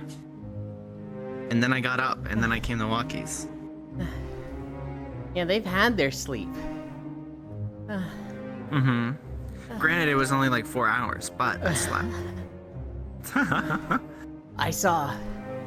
I actually have this in my notes. Cairo Bean Boozle. A second bean hit the dancing boy. God. So, Cairo took a Bean Boozle yesterday. Jan's here too. And then Jan was like, "Oh, Cairo, are you okay? Is it too bad? Are you feeling alright?" And Cairo's like, "Thanks for the consideration, Jan. I'm fine. It's a little hot. It's wearing off. I think I'm good now." Jan has redeemed another Bean Boozled. And it was just like, you motherfucker. You absolute betrayal. It's bad too because like it's not just the mouth thing. It's like my nose starts running, and I don't want to fucking blow my nose like over the microphone. Definitely That's like the worst part. mute for that stuff. I mean, unless you build your stream around it, right? There's a fucking. That's I do not want to, I want people to come for the sniffles streamer, dude. I don't want to be the sniffles streamer. What the? I'm just saying, you know, the option exists if you want. I find that stuff like, I find it really gross.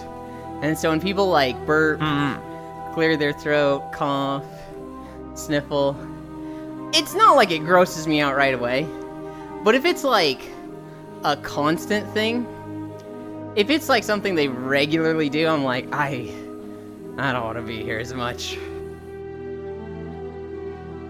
Is Jan the cute one at the end? No. That is Yuki. Yuki the pet.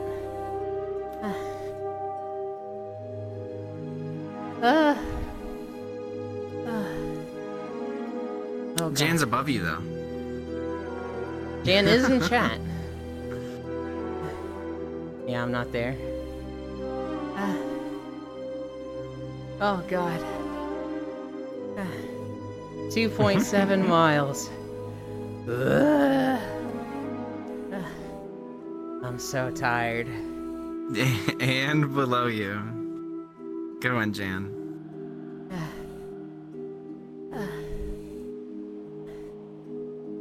Cairo, did you ever watch Code Geass? No. That anime's fucking have wild. We watched. I just know all the openings. We watched 9 episodes yesterday. Holy shit! This guy's trying to change the world, right? But he's also in high school and dealing with all the high school drama bullshit. At one point, he leads a resistance into like, a battle against the Britannian Empire, and he wins, right? He goes to school, and the girl that likes him is like, "Hey, the resistance say they're fighting for justice, right? Then why did my dad have to die? Why did the resistance kill my dad?"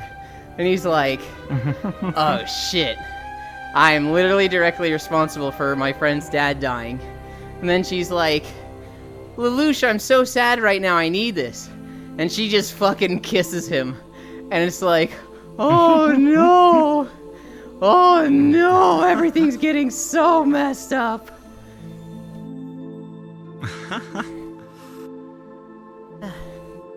Spoilers?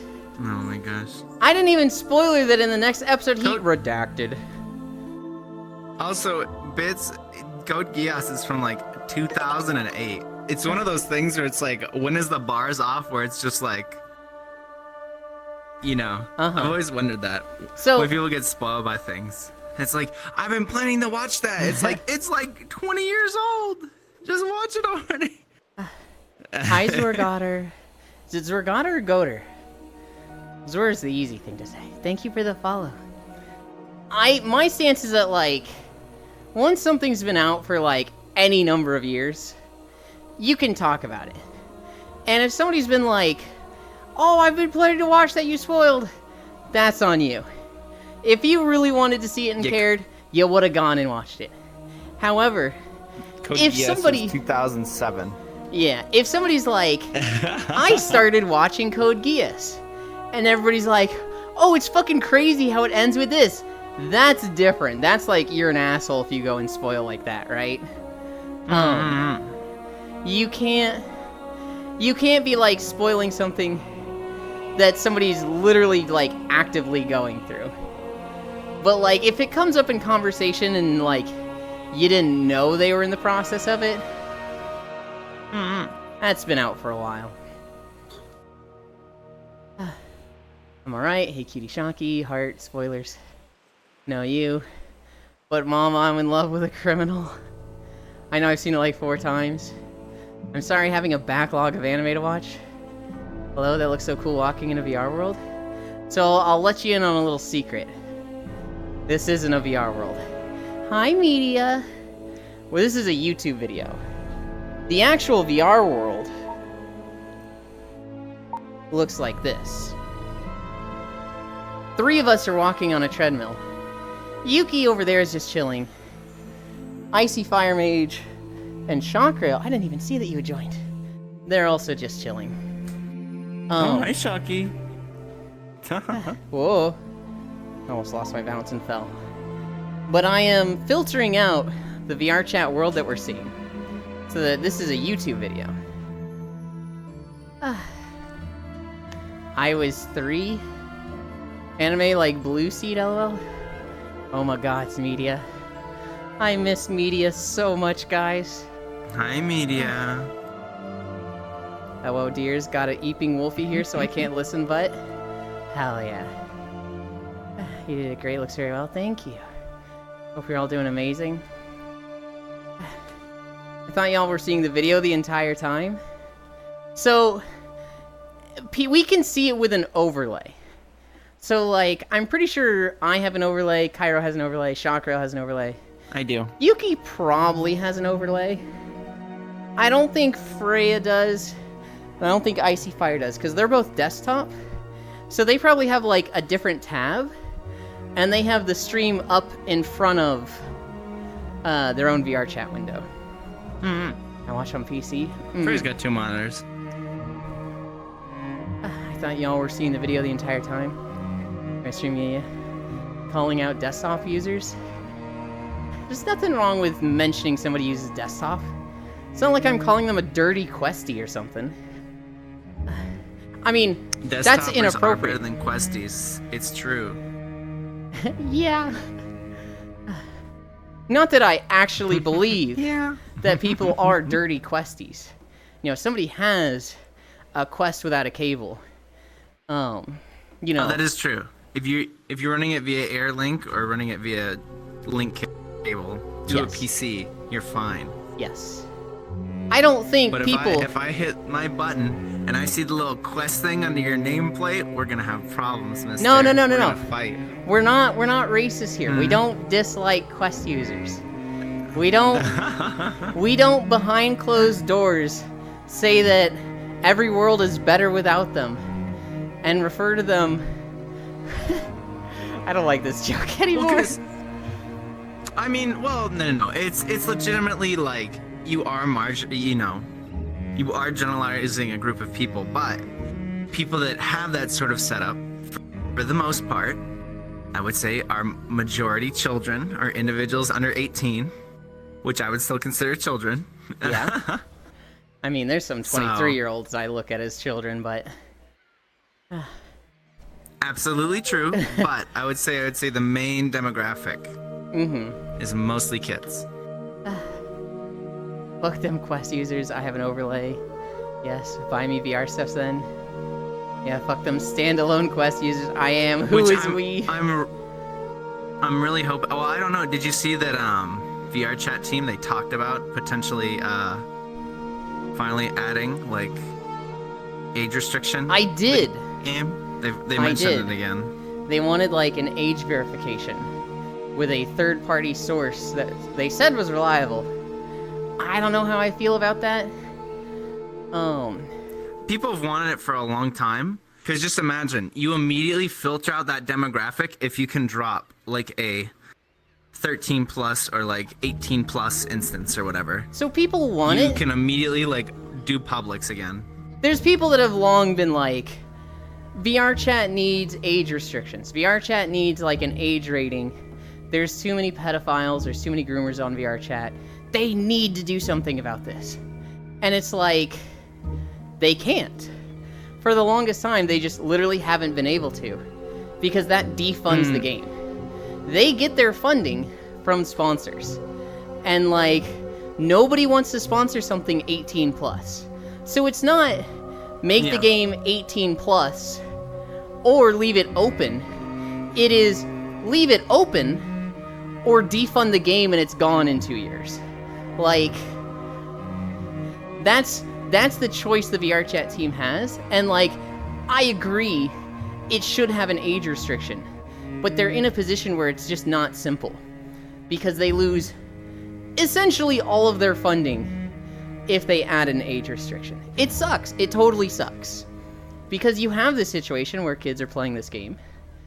And, you know, people are taking advantage of that. But, like, the alternative is we potentially lose VR chat. They can't officially endorse it. One of my friends gets a pass because his PC fucking killed itself. So he stuck us on Standalone Quest. You could always do Publix though, Cairo. Publix right now are like not great because it's, you know, it's a bunch of instances where it's just a bunch of mutes hanging out, mirror dwelling, not really doing anything. I want to be able to go to like an instance where I engage and talk and do an activity or something like that with other people that isn't just mirror dwelling and listening to music. Because like, I don't know. Hi, Kumi. Hi, honey. Yeah, go play discs. Motherfucker, it's 2024. I don't want to play discs like it's 2018. That shit's like 6 years old. No. No. Why are you walking for 340 days for healthy, for world record? For healthy. I mean, so I've always wanted to stream. But I didn't want to connect a lot of the bad mental... What's the word I'm looking for? A lot of bad mentality that comes with streaming. And so I wanted to connect it to exercise. And so I walk every day, 5 miles a day. I've lost 70 pounds doing this. Which has been fucking awesome. But like a lot of the mental gymnastics connected to streaming, I just don't have. So like, there's a lot of people. Hi Dingo. They stream and numbers goes up. View count goes up and they're like, hell yeah. And then like, there's no games to play. There's no games that they want to play. And like, streaming doesn't become fun. They are given the choice of, I can play this game I want to play and stream to half my viewers, or I can stream the popular game that I really hate playing and keep my numbers high. And both of those situations just kind of suck. I just don't have to deal with that. I have a lot of friends that deal with that. I try to support them as much as possible. But like I myself, I don't think I have the mental fortitude to do that. I would see my view count go down and get really sad. Because I care way too much about the numbers. By connecting my stream to exercise, I could have the worst day streaming. But at the end of the day, I can go, I walked 5 miles, I burned 500 to 700 calories. I'm fucking proud of that, hell yeah. And so, this whole stream is not built around you guys. It is all built around me. And making me feel good. I guess I've never thought of it that way. Because, like, for me, at the end of the day, I always just play what I want. So, at the end of the day, streaming or not, I was gonna be playing when I wanted to. So. Well, so there's streaming for hobby and streaming for job, right? And a lot of people, That is true. they get into the streaming for job mindset way sooner than they're supposed to. You know, I'm sorry. If you have 10 viewers, if you have 50 viewer average, that's probably too soon for That's you to be probably not. streaming for job. Yeah. Yeah, Absolutely. I don't hate you. I'm actually very appreciative and grateful for all of you. Because, like I said, you guys make these streams fun for me. So I love every one of you. And it's just fun getting to hang out and chat. It's like minimal effort, maximum engagement True. is how I view it. That's also how I view it with, like... It's so easy for me to read chat. Yeah, fuck this Ewan guy. So, like... There's people that, you know, they start treating it like a job. And you just watch it destroy their mental. And some of them I love. Some of them are some of my dearest friends, and they're like, my numbers are down. I'm so sad. I'm like... I get it, and that sucks. But you need to be having fun. This is like... Yeah. You need to like... This is supposed to be a it's also, hobby of yours. like, why they started in the first place? Yeah, because if people come into it with that sort of mindset, I think that's probably the absolutely wrong way to do it. It's very easy to switch.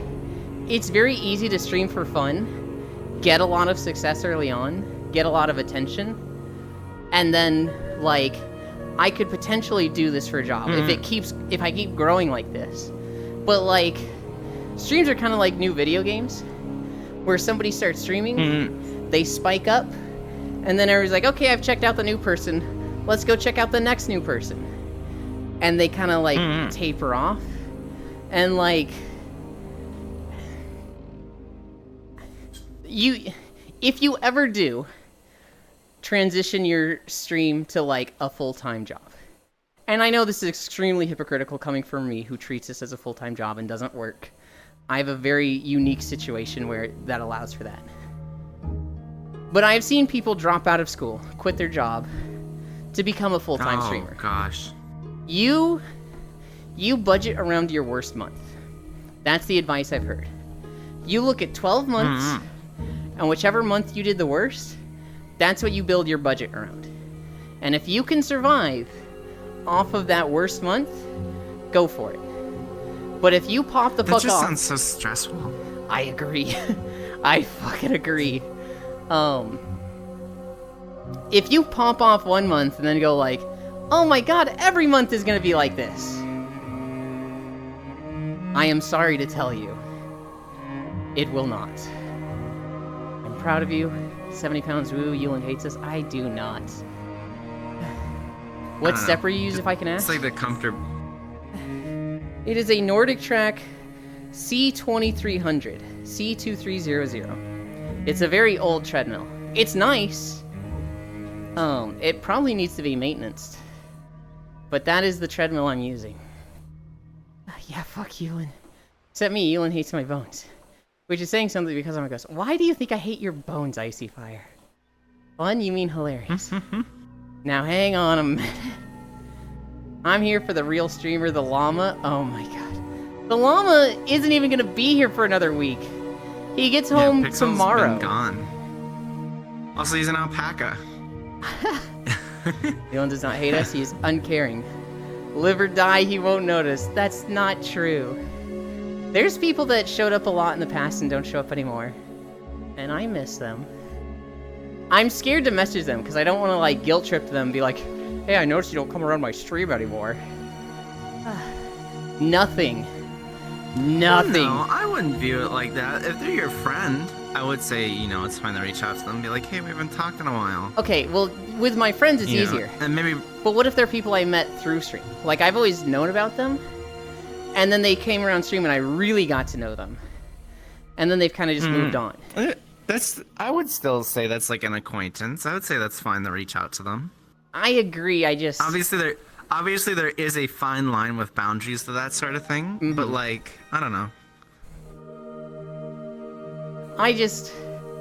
I don't know. Nothing makes me want to come to a stream less than somebody being like, hey, I'm live, come hang out. And it's like, yeah, I don't think I will. And so I get in my head too much thinking I'm gonna come off like that. F numbers embrace fun and enjoyment. It's friends that make sure to stop by to say go fuck yourself every stream that make it worth it. True, Icy. Yeah, you and Hasty. I do that, but only with like friends that like the content matter. Like my buddy that's super into Elden Ring, who like beat the DLC already. I'm like, I linked him yesterday. I'm like, I'm gonna stream Elden Ring. He's like, oh boy. Yeah, that sort of thing. Yeah. But I get what you mean. If you're just like linking it to people to link it to people, then yeah, probably. If somebody told me, hey, I'm gonna play Breath of the Wild for the first time, I'd probably respond with like, I'm there and I'm hard, let's go. Yeah. Because my skeleton ran away to join the Skinless Mafia, wait for spooky month rattle the boys. Yulin, I'm playing Destiny 2, come watch. Oh my gosh. I think I'm good.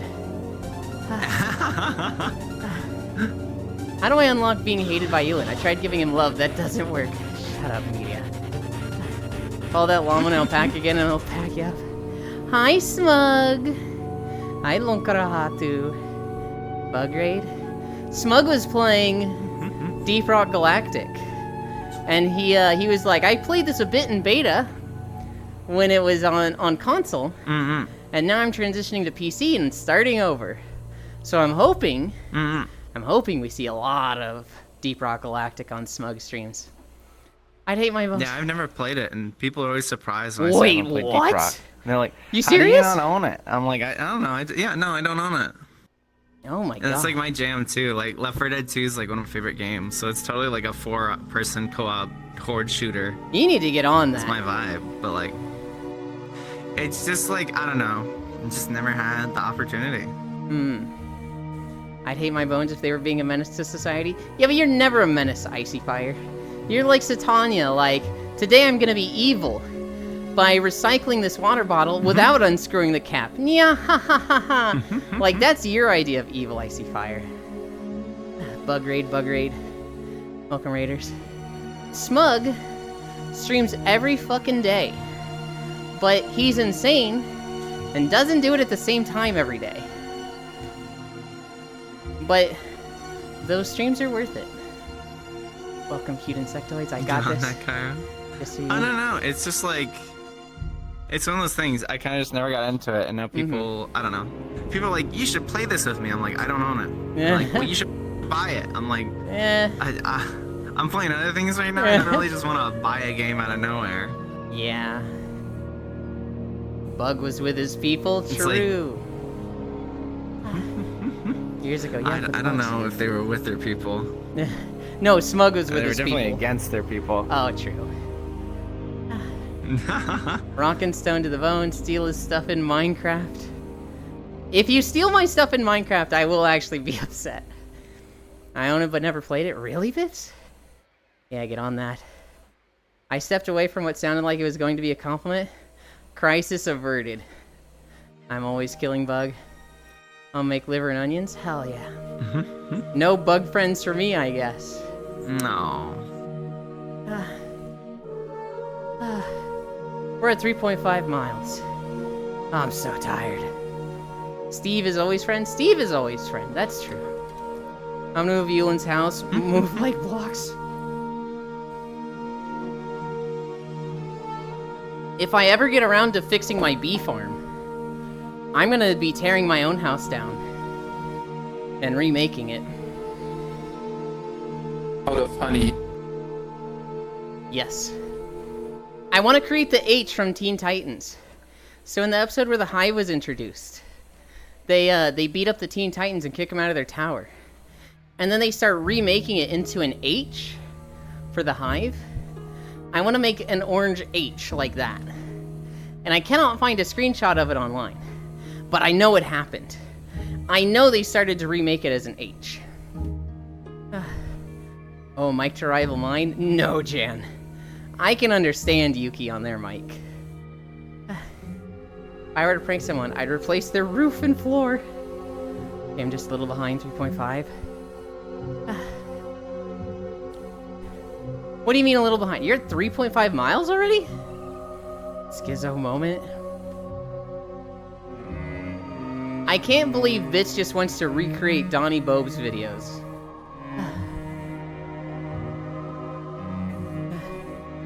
Yeah, but they don't have an accent? They don't have an accent and their mic quality is better, Chan. Who? Donnie Bobs is a YouTube Minecraft YouTuber. And they don't know how to play Minecraft. They literally just live in creative mode and troll other Minecraft YouTubers. And so one of his friends, a guy named Linux, he just fucking gets this guy every fucking time.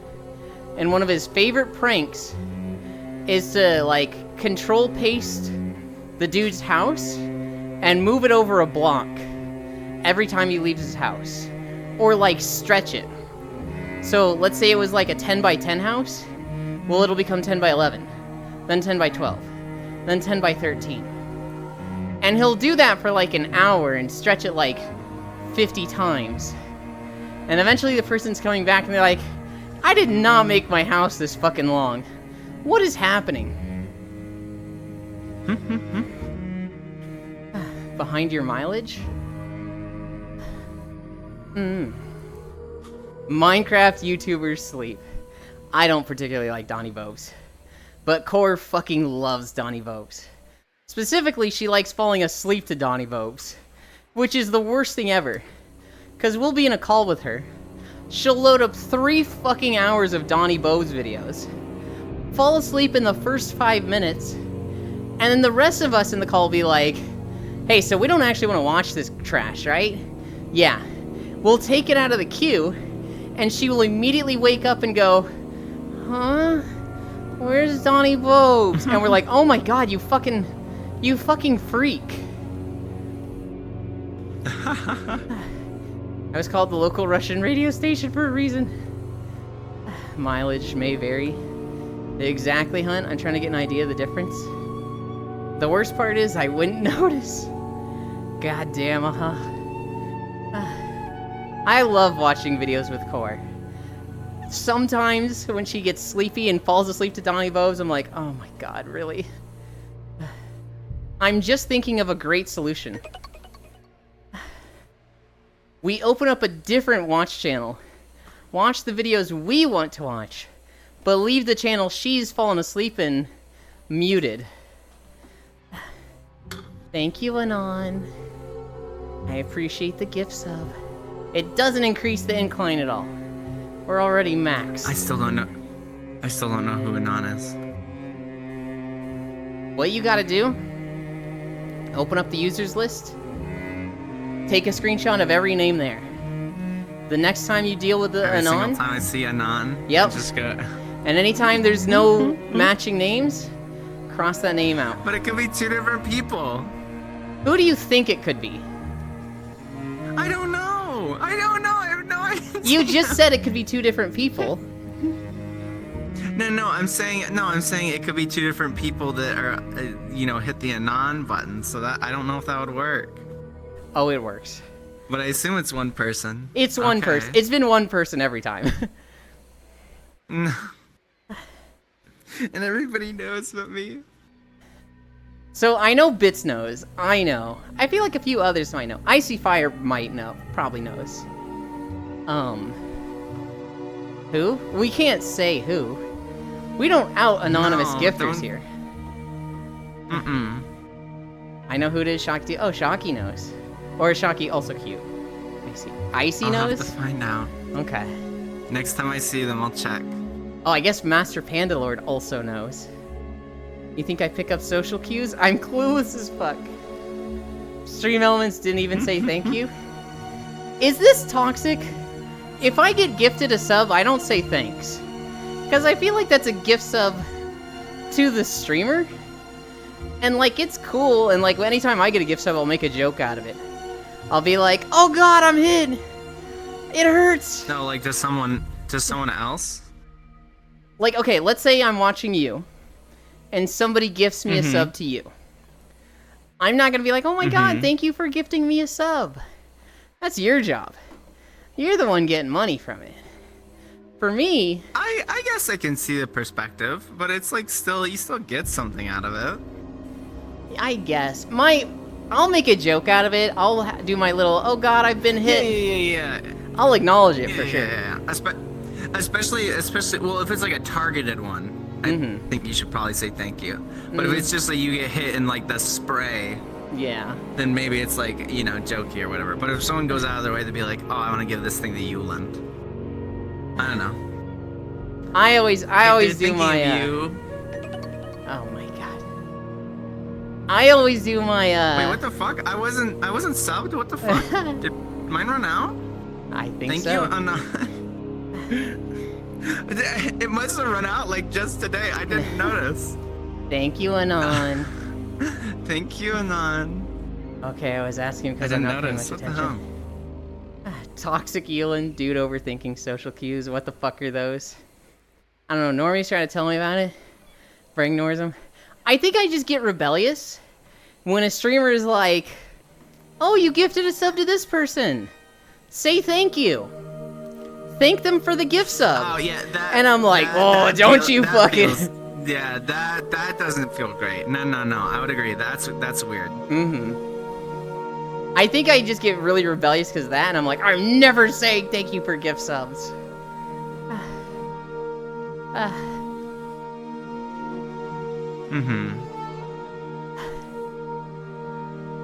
It's Because that's like, I don't know. Yeah, no. At that point, I'm like, that is their job, and you're trying to make a viewer do your job.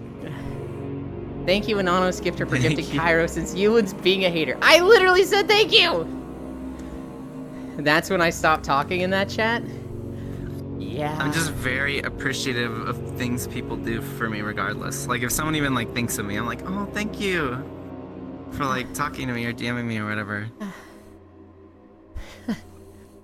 I don't know. Anytime people think God of me damn or it. go out of their way to do something for me, I'm very appreciative. Here's how I know my mind is fucking cooked and too far gone. If somebody messages you, hey, I was thinking about you and just got off, do you say thanks?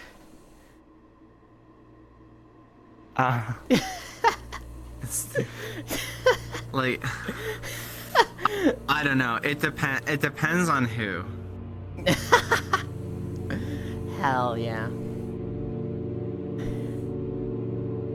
Because I've had that at lap dance events. Because you're not allowed to do anything on your end, like actively at events. That's like big weirdo moment, right? Yeah. But I had someone DMing me during an event being like, I'm touching myself right now. I was like, what the fuck? Don't tell me that. And then I just immediately sent it to the bodyguards. I like sent the screenshot and they kicked the person. It's like, I don't know. You're weird. I'd do probably. that. So in your shoes, I mean, that's like my fucking jam. So I'd probably be like, hey, you're not supposed to tell people. This is a warning. Like, you can, but don't share. Like, if you do it again, I will get you blocked. That's probably where I would stand on it. But like, I don't know. It's just very uncomfortable. There's a song know. by Hailstorm that's called I Get Off to You Getting Off to Me.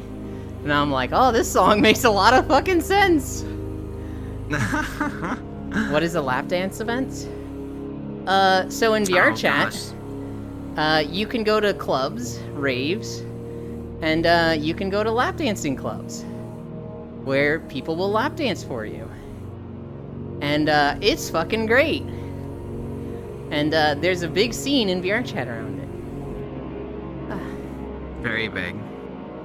It's huge. Like if you aren't like constantly paying attention to it, I have a friend that they have a Discord that literally just like catalogs and updates like VR chat clubs. And like, you know, it's a VR, you know, it's VR chat. So groups like turn over like crazy. Yes. So like you'll look at this sheet and it'll be like just a million new clubs you've never heard of, like 6 months if you don't pay attention to it. It's like, oh my gosh. So, in real life, clubs like rise and fall in the matter of months. They like appear and disappear overnight.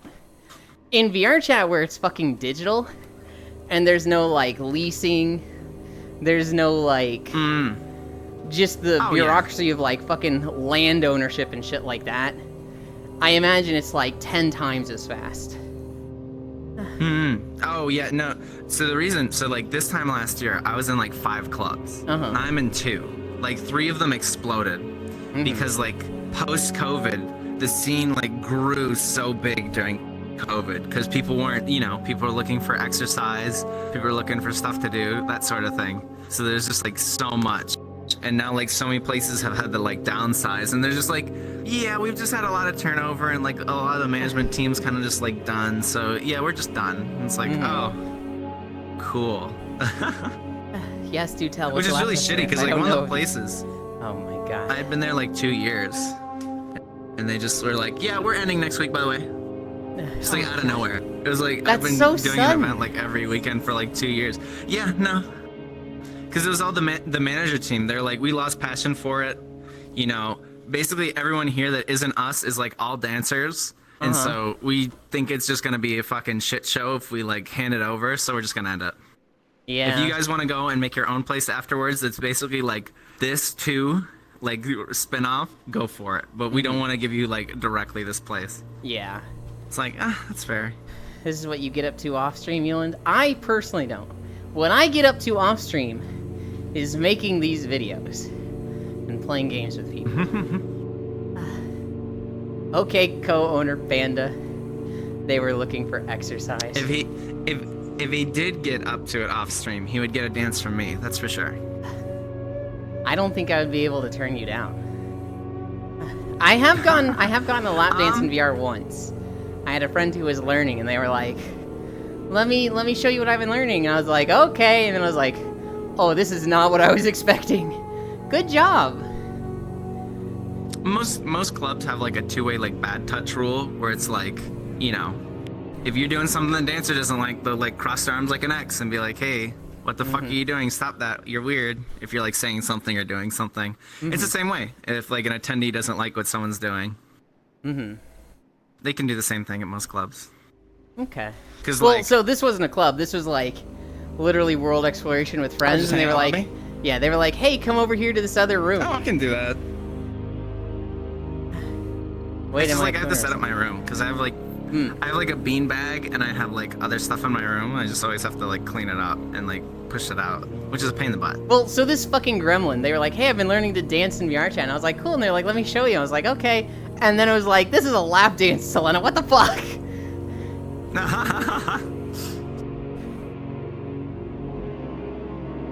Yeah, no, I definitely, because like I've just been in the scene so long in VR chat. Because like it's like the same way that we assume like VR is like a very normal thing. If you try to explain VR chat to like just a person on the street, they'll look at you like you're crazy. It's the same way with me and lap dancing.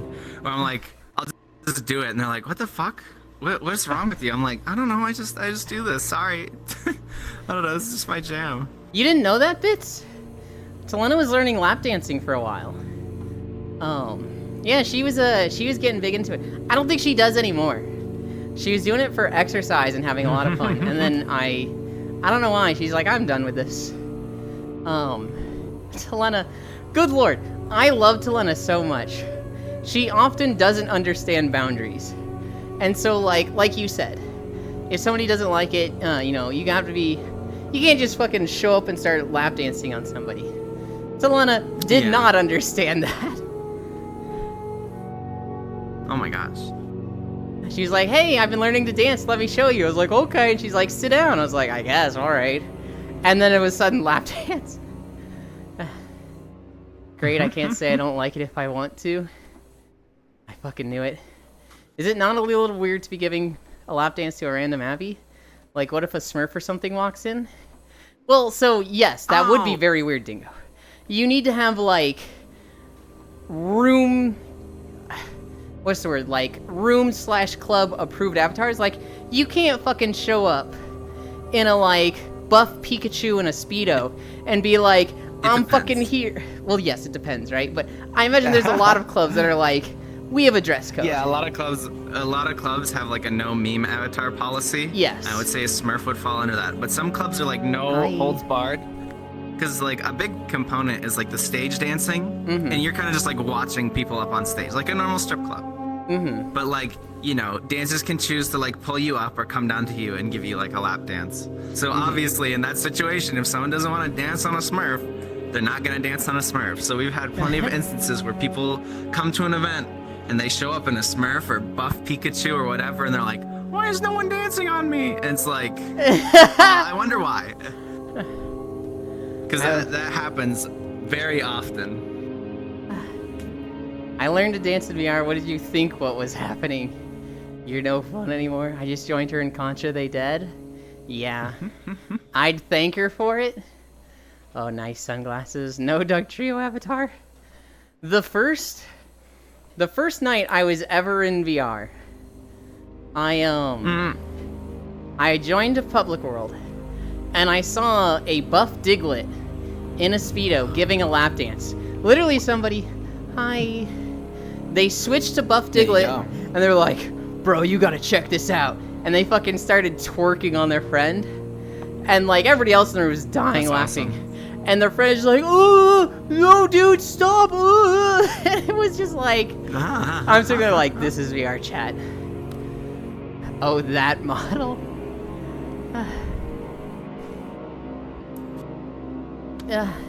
It's all in good fun. Usually it's all in good fun. Usually it's all in good fun. You get some people on the receiving end that take it way too seriously, and some people on the giving end that take it way too seriously. Because I've had the flip side experience where it's like, I'm just like shooting the shit with my friends at a club, and I've had dancers get mad that I'm not like giving them the respect and being serious and like, you know, being the little, ooh, oh my gosh, you're so good. Well, you know, that sort of thing. The fact that you're like, because for me, I enjoy clubs because it's like dinner and a show.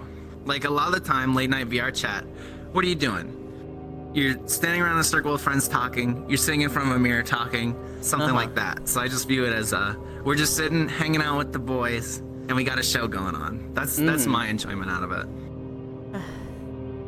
That sounds so funny, Buff Diglett. What other stories do I have? Oh god. There was a weightlifting competition. And this girl, she's lifting like, I don't know, 300, 400 pounds. Pulls it up, gets it to her shoulders, and she just goes, ow.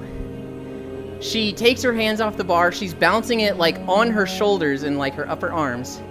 One of her fingers on her left hand is broken. She pulls the tape off. Gosh.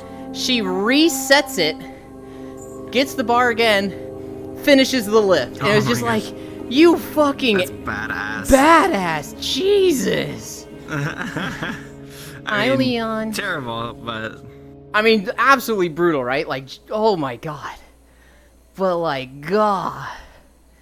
Fun fact, poached soft-boiled eggs are just pre-chicken gushers. Oh god. The respect, push them off their high horse, fuck that mentality, full stop. I mean, so it depends on where it is, right? That you could have a club that is very informal. That is very much like, hey, shoot the shit. Have a good time.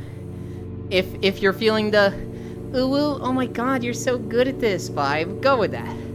But if it's like, let's meme, let's have a good time, go with that. I can see some other clubs it's like, this is a content creator thing. This is a lot of people's livelihood.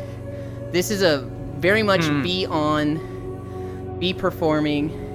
This is not an informal shoot the shit environment. I've always viewed them on a spectrum of party to horny. That's my patented scale that I use to describe clubs. And all clubs kind of fall somewhere in between there. And that can give you pretty much a pretty good description of the vibe, in my opinion. I see. That ain't a VR thing, that's a radioactive mentality that's in any field. Oh, I remember that. I'm gonna steal the Yulin. What the? You mean you have to pay for some of these? I think you have to pay for some of these. No. Some of these you don't, but I imagine there's some shows that are paid. Hey. Are there none that are hope not. paid? No. If they are, they're scamming you. Oh. You can see like some of the best dancers in the game do shit for free. Oh. Like unironically, the best dancers I've ever known in the history of this game all dance for clubs that are free. So Oh, I see. if someone is making you pay for something, you could definitely get a better free alternative elsewhere. It's like porn. If you follow someone and you really like them and you want to enjoy that content and pay for it, go for it. But there is much better elsewhere for free. She just went, what a weak body, unbreaks finger. Which was a problem with the scene a lot, was just like monetization. But I feel like that's every community in VR chat. The second you introduce monetization, it's just a shit show of like drama and boundaries and. The problem is now capitalism. It's kind of reached right now it's kind of reached an equilibrium where it's like people will, they have their fanslies and their Twitters and their streams and what have you. And you can kind of like low key push that, but it's like nothing crazy. Yeah. But before, like some clubs, clubs used to have like, this is the club Patreon, and we pay out all the, dancers, and then money would get embezzled, and then the club would explode. And Shocker.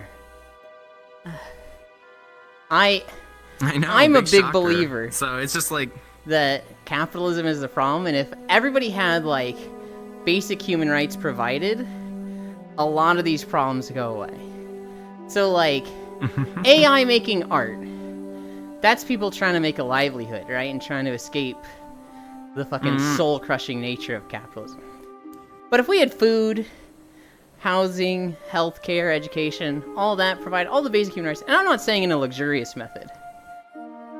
If we had all that provided, I feel like the arts would be so much more free and less like people just trying to get their bag from it. And it'd be so much better. But at the same time, there might be a bit of an oversaturation of the arts.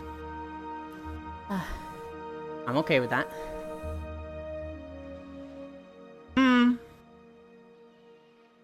Yeah. What would be the problem with people making too much art? The people aren't doing other jobs? Well, okay. So if they're not doing other jobs, you need to incentivize those other jobs. Like in my ideal society where all basic human rights are provided, nobody's getting luxuries. You'd get like 2.5 hours, 2.5 miles. Hell yeah. You'd get a room in an apartment complex. Or not like a room, but like you'd get an apartment.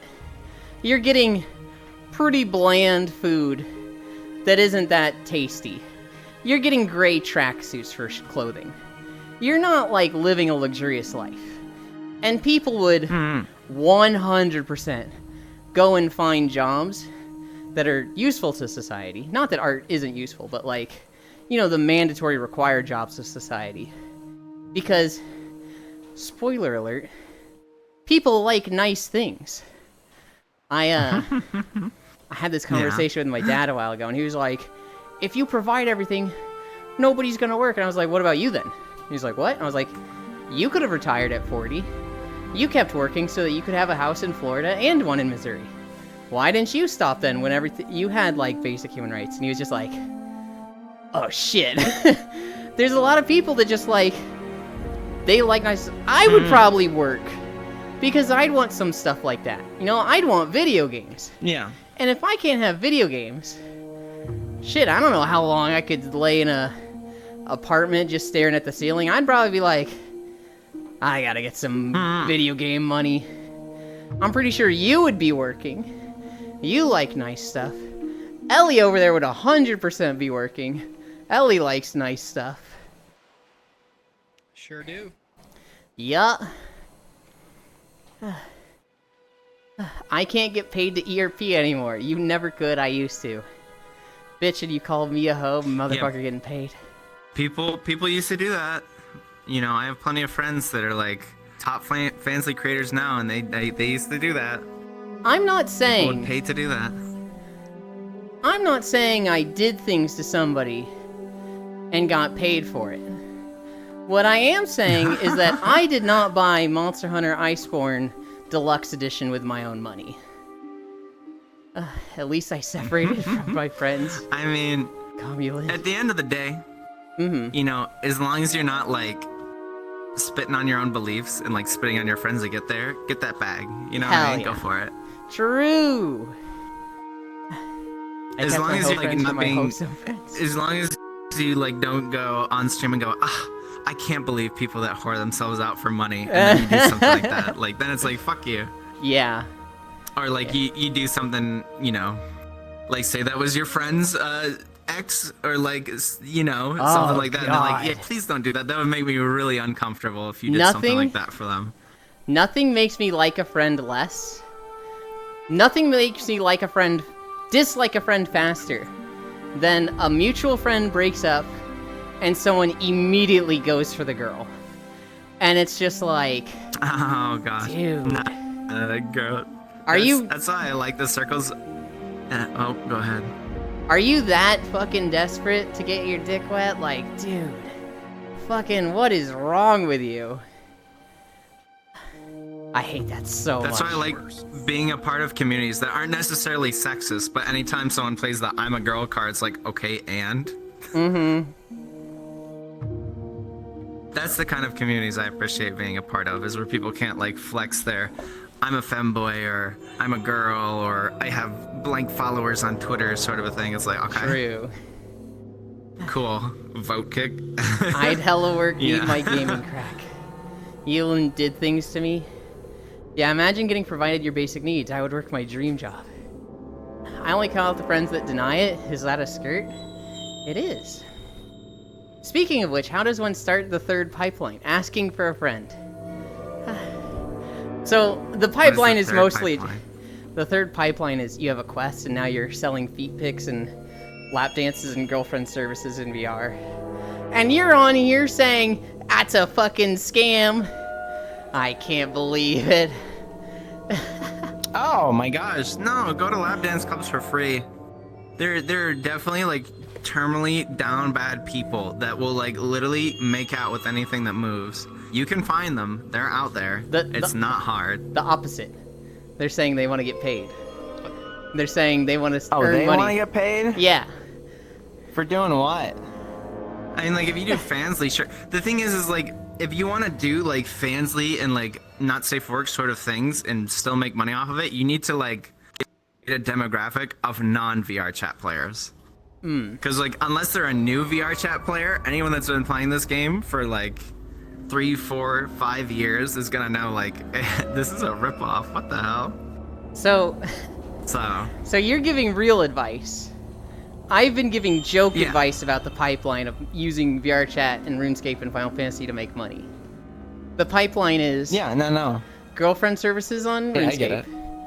Girlfriend services, feet pics on Final Fantasy. Then on VR chat with the Quest avatar. Then getting like a better setup like trackers and index.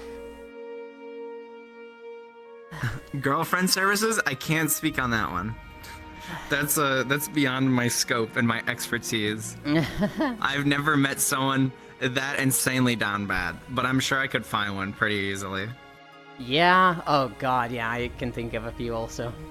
Noted, going for the guy, free game. Speaking of that, Ewan, I want to get the Elden Ring DLC. Can I send you the foot pics for some cash again? No, that's my joke. Man, I saw that shit all the time. But listen to me. I totes have 1 million of followers on X. Who? You, Ellie, just H, the pipeline is real. You know, I was curious if that was a small skirt or shorts. Oh, I got both. Okay, pipeline 6, IRL feedback. The skirt definitely looks better. I'd give that out for free. We're at 4.6. We're almost at 5. It's the same thing of like, with the flexing the creator stuff is like, you know, a lot of people in VR chat do that. And for a lot of people, it's work. You know, it's a side hustle, it's full time, whatever. People don't want to fucking hear about work when they're not at work. So like, just shut the fuck up. Like, don't talk about this sort of thing. Yeah. In a lot of instances. Dude, that's something I've been dealing with is that like, there's friend circles that I hang out with, and like, some of them know that I start streaming now, right? And then like, I hang out with them, and they're like, oh, it's the big famous streamer Yulin! And I'm like, I really didn't want to like, 1, talk about this when I'm not doing it, right? And 2, I really don't want like, it being brought up to the people that didn't know, cause like, shit, dude, I'm here to raid and WoW, man. Come on. For free. No, I agree. I've been getting the same thing because I bounced from a hangout. Like when I did my long stream, there's like a thing that happens every Tuesday night. So when I played like my game and the Stoic City and all that, my friend was like, "Oh, too big for me now, huh?" Oh god. Motherfucker, and like my DM. And it's all in good fun because the event he was at was a drinking event, so he was just slosh talking mad shit in my DM. So like this is fine, but I'm like Where so I can All in avoid good it? Don't fun. actually send me any. Can't believe it for free. Sound familiar, Panda? Oh no. I mean, if people want to like come to a lap dance club, I will definitely show the one I dance at. It's up to Yuland if he lets me do that, but You can. I mean, so DM Cairo. I don't want it like in general chat of the If Discord. I anyone- don't want it like on no. stream.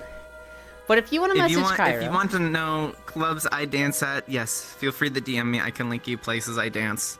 There's one that my main one. I have like a main place, and that's like, I don't know. That's the one I've mentioned as a bunch of jaded boomers that have been playing this game since like 2018.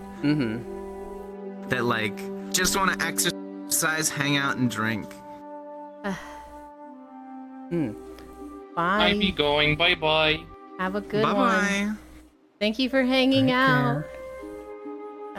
It's like, what more do you want in this game at that point? What all do we have still? We're in a South Shore. We're in Hillsbrad Foothills. Yeah. After You that, told me we were gonna go to a nice beach, and you took me to a muddy shore with fucking frogs and snake dudes with swords. You know, this beach sucks. listen. The only nice beaches in this playlist is fucking Final Fantasy, okay? And that's a 40-minute video. Whereas WoW fucking loves beaches. I got 5 hours of...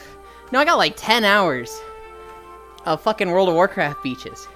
Are they nice? No. But I got a lot of them.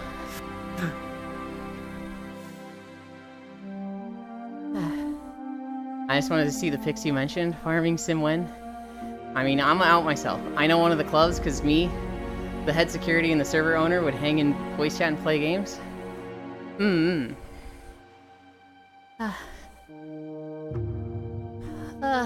Okay, Yuland. That's me. For main, I know we talked about. Hello. I know we talked about it one time. Can you do a Dust Awallow Marsh beach video for me? Dust Swallow Marsh. That's... Yes, we did that. We did that. That's in the Oh, calendar. is there video. one? It's so it's not its own video. It's in like the all of Kalimdor video. But yeah, Oh, okay. we walked there. That That's video funny. is like just fucking swamps and gators. fucking a third of that video is Daenerys. A third of that video is Durotar. Oh yeah. Cause I did the Echo Isles. So like Oh. I do the south end of Durotar, the first island, the second island, the main island, the top island, and then up the coast of Durotar. It's like, oh my god, there's so much Durotar. Am I going to give a German lesson now? Okay. Of course. Is this beach better, Cairo? You even have a burning ship to look at. Wow. Wow, Yuland, you're really bringing up the budget. Oh my gosh, the burning fucking boats. Do you know what So zone this is? beautiful. What zone is this? I could tell you, but I want you to guess. I'm actually not sure with all the Worgen. I did it a little out of order. This should have been much earlier in the video.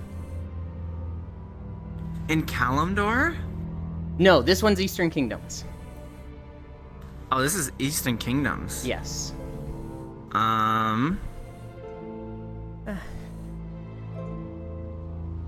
Shaman or Priest class mount today? They're both kind of on the lower end of class mounts. Priest. Hey, Kyra. You haven't like seen much of it left. You don't have much else to go on. Oh, nice. Then show Yuland. I'm gonna kick Ellie. I don't know. Is it like? I want to say. I don't know. Don't look, you. Is it I already looked.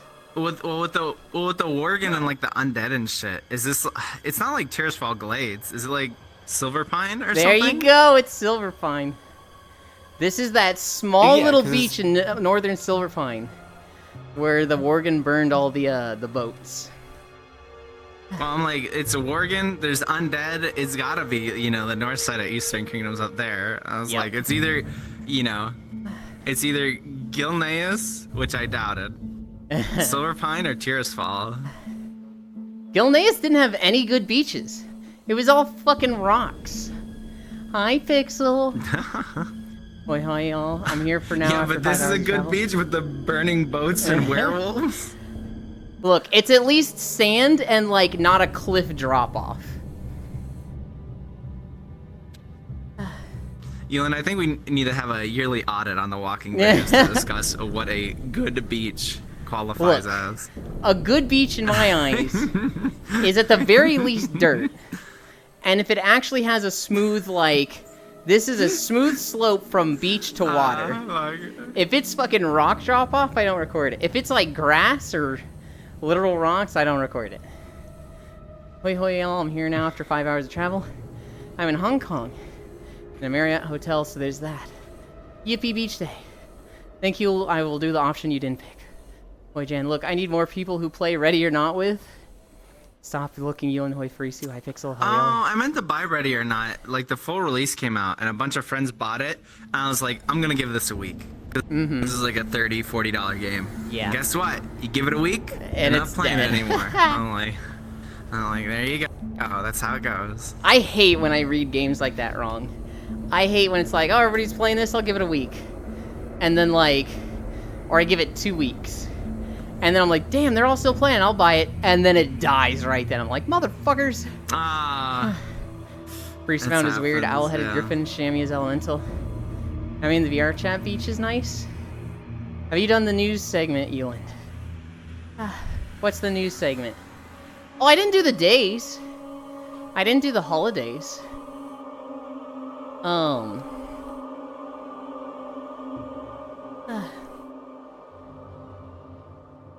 Let's see.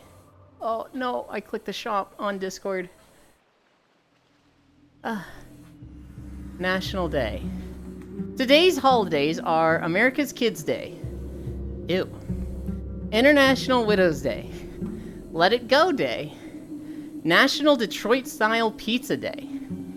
National Hydration Yo, Day. let's go. Okay, I'm getting a Detroit pizza today. Holy shit. One of the funniest things I saw recently was a girl that was like, guys, if you think your dick is big enough at 9 inches, I'm sorry to tell you this, you're small.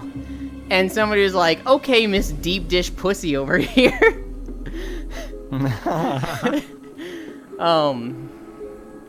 National Hydration That's Day. awesome.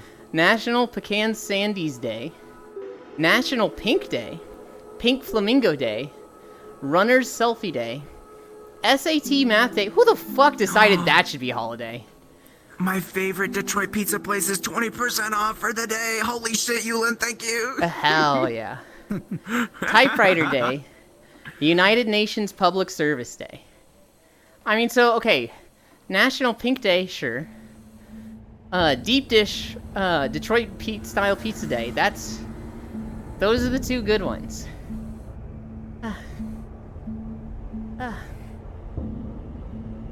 Did I cover everything in This my is notes? awesome. Today rocks. Hell yeah.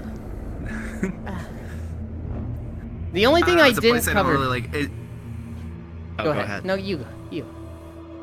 Oh no. It's like with deep dish pizza, they can be kind of pricey, so it's not something I get often. But if everything's 20% off, you betcha. Okay. We have 30 more minutes in the video, but we're at 5 miles with incline. I'm good with You stopping just want there. to call it? I'm good with stopping at Okay. 5 miles.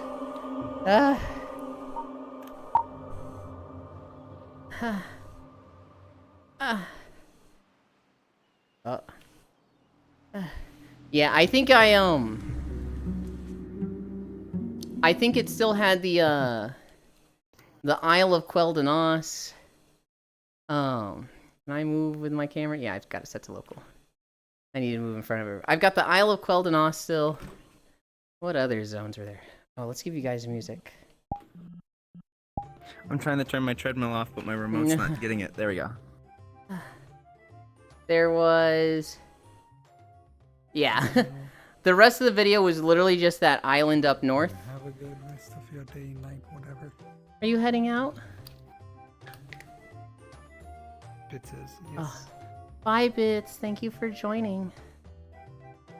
5 bits. Squish. Hi, Bits. Close this.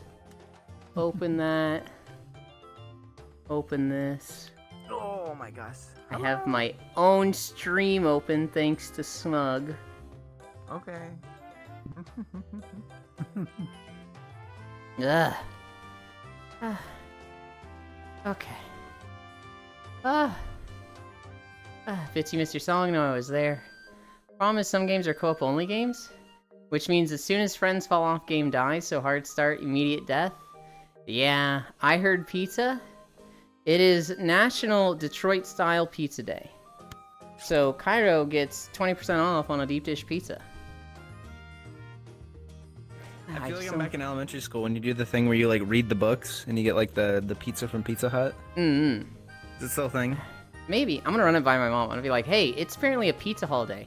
You might find a deal on a deep dish pizza. What the fuck? Ow! Get the fuck out of here. Isn't Detroit style pizza where sauce and cheese is swapped? I think so. You can absolutely sell it, but not that's gonna lie. Chicago. Oh, okay. Detroit is deep dish, but it's not upside down like Chicago. Oh. I'll be honest, I didn't know there was a difference. The code is... For Detroit style pizza day, the code is DSP, which immediately brings up bad imagery for me. That's real close to something. Like Helldivers, it's way better with friends. Oh, good job. Bye, Ewan down in front. 12 incline is insane. 5 bits. Seeing this, you went up a total of 0.6 miles in elevation. Uh-huh. Now I want pizza. I just want pizza, Lamau. Yo, school pizza. My favorite government psyop. Americans are weird. They call a chicken burger a sandwich, but they call deep dish a pizza. Everything is better with friends. Can't believe Ewan keeps getting caught lacking. You gotta stay strapped. Oh dear. I need to flip my trackers around.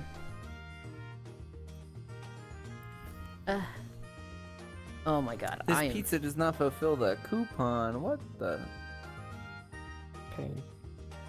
I am so fucking gross and sweaty.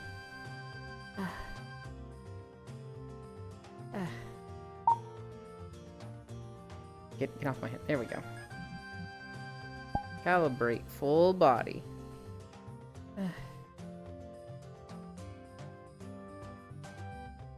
Damn, dead already. What the fuck is wrong with those? Sweatland? Title. I need to update the title.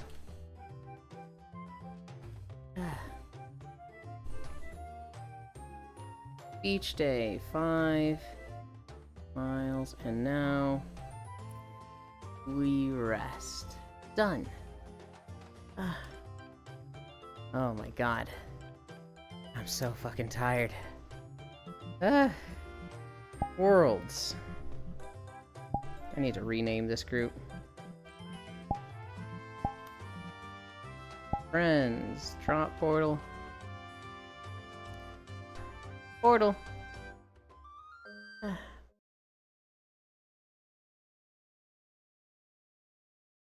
Yeah.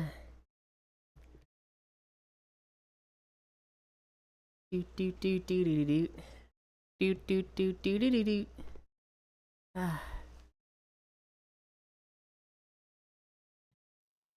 I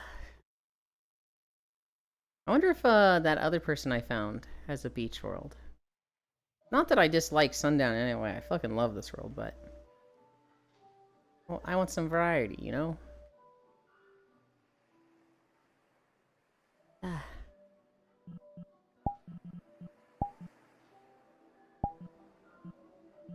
Is the music like super quiet?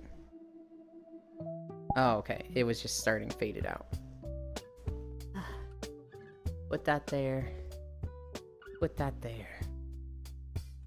Doop. do do do do do do do do do bum bum. I don't think I messed up my toggles this time either. Yay. Hog you. Yay. I gotta find somewhere where. Why is the lighting so bad in the spot with the fucking blanket? I hate this. It's because your play space down. Yeah, but I hate. Well, so like, yes, but like I can move like left and right and it'll change. It'll change as I go up also. It's just like, why are there maps like this?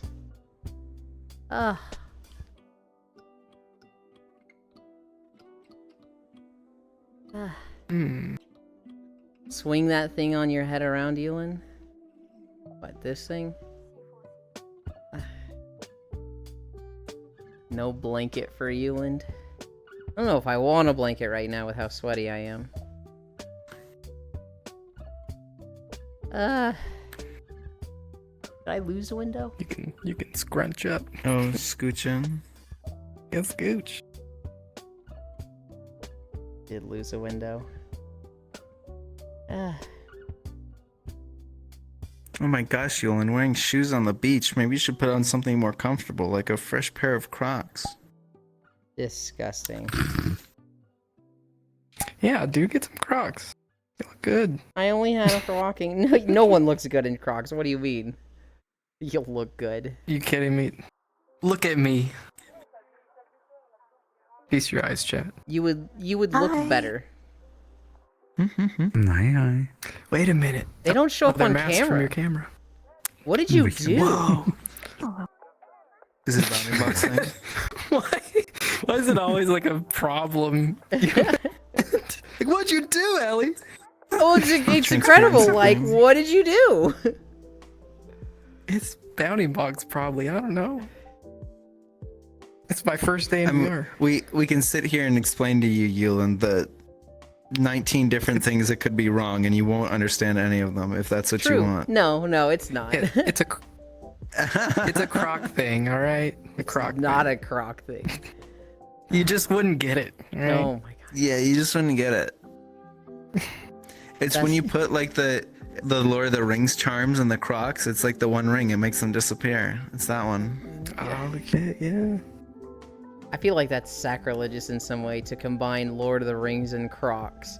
I feel like that's just crossing a No, line. there's a million. There's literally like every kind of anything you can imagine. You can get them as Croc charms, where it's just like I a know. little, like They're a little called thing you gibbets, put. yeah. I'm sure They're called it's just gibbets. there's some things that just like this feels wrong to combine this with Crocs. Best of luck, by the way, Air. U.S. Olympic and other teams will bring their own AC units to Paris, undercutting environmental plan. America, America, America, USA, USA, USA. God damn it. Wait, who is in Paris? The Olympics.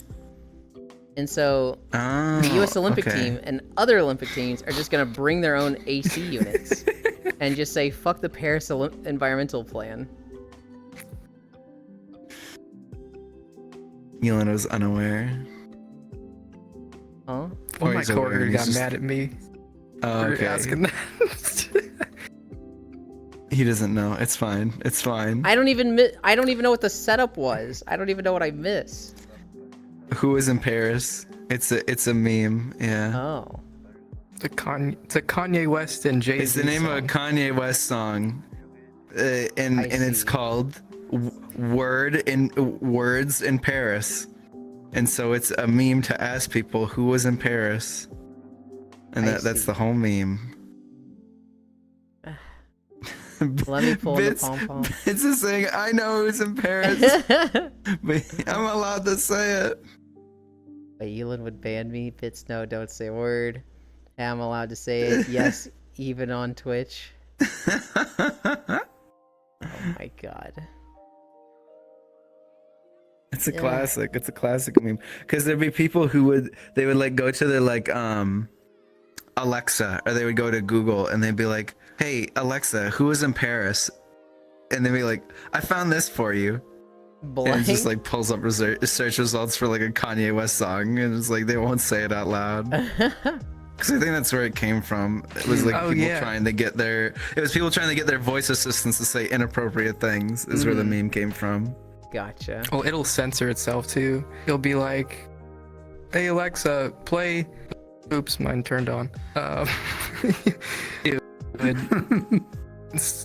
Shut up. But yeah, you would ask them to play the song, and then they would say the title of the song, but they would censor themselves. They'd beep out the bad words. It's always funny when like something should be censored by Alexa and it like slips through. So like I remember some kid being like, "Alexa, is Santa real?" And this dad like perks up like, "Oh shit, what's it gonna say?" And Alexa goes, "Santa is not real. It is a myth brought about by parents to get their children to behave." And this kid's like 6 going, "What?" And the dad's going, "Alexa, no! Alexa, off! Alexa, no!" That's awesome. Of course, the Texan makes a joke about that. "Farisu, I'm literally black. What?" "Hey, no, I don't do it." "Hey, no, don't do it, Vegeta." Pixel, you're banned. Pixel, no. Pixel, stay in Hong Kong. Damn.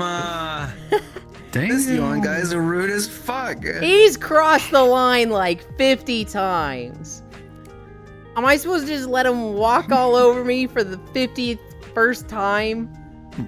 Do you not like people walking on you? No. Not particularly. If they ask me to walk on them, I will, but... Dude, that's kind of fucked up. Hi, unknown. Oldly 50. Hi, Kawaii Paka. That's wild. Oh my god, I'm so tired. I just want to fall asleep like as soon as possible, but I can't yet. Not for a bit. Today. Yeah, I'm gonna order my pizza. Today is Sunday. I don't actually have any plans, which means I've done like 2 or 3 days without making a video. I have no excuse. I gotta fucking make one. And so I'll make, I think it's Tython? I think Tython's the next video to make. That's where the Jedi Consulars and Warriors start. That one should be pretty easy. That's literally like a fucking line of a zone. Of just start at the north end, go to the south end. That one won't be bad. Why do I look so bright? The lighting in Wispy Woo maps is very weird, and this spot in particular has very weird lighting. And so like, depending on elevation and like where you are, your X and Y coordinates, your lighting will change for you. So if like you move like just around a little bit, you'll watch your lighting change on stream. Shaders are fun because you're so bright, Frey. That's a much more wholesome and flirty answer than I gave.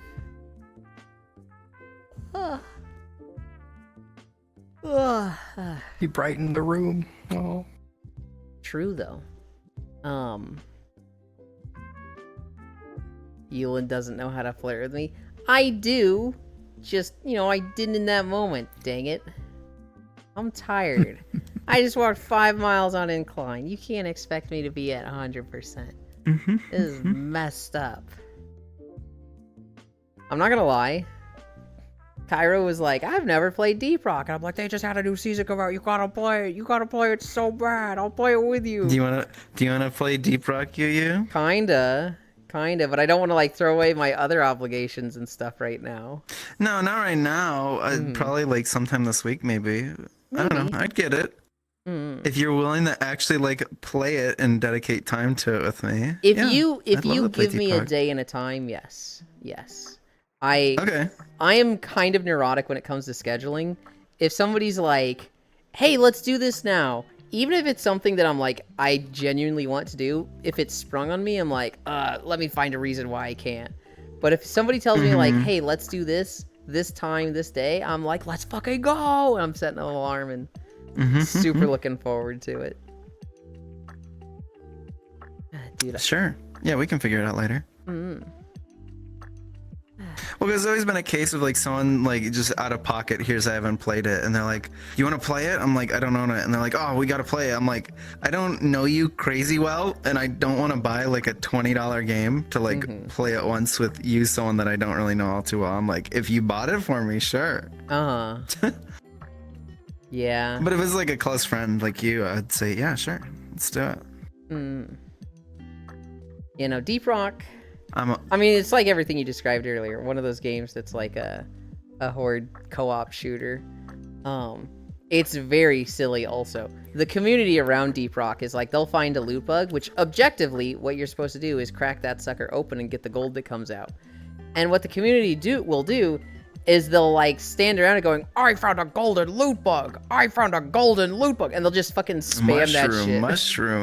Mushroom. Yeah. Hey yo, we gifting games.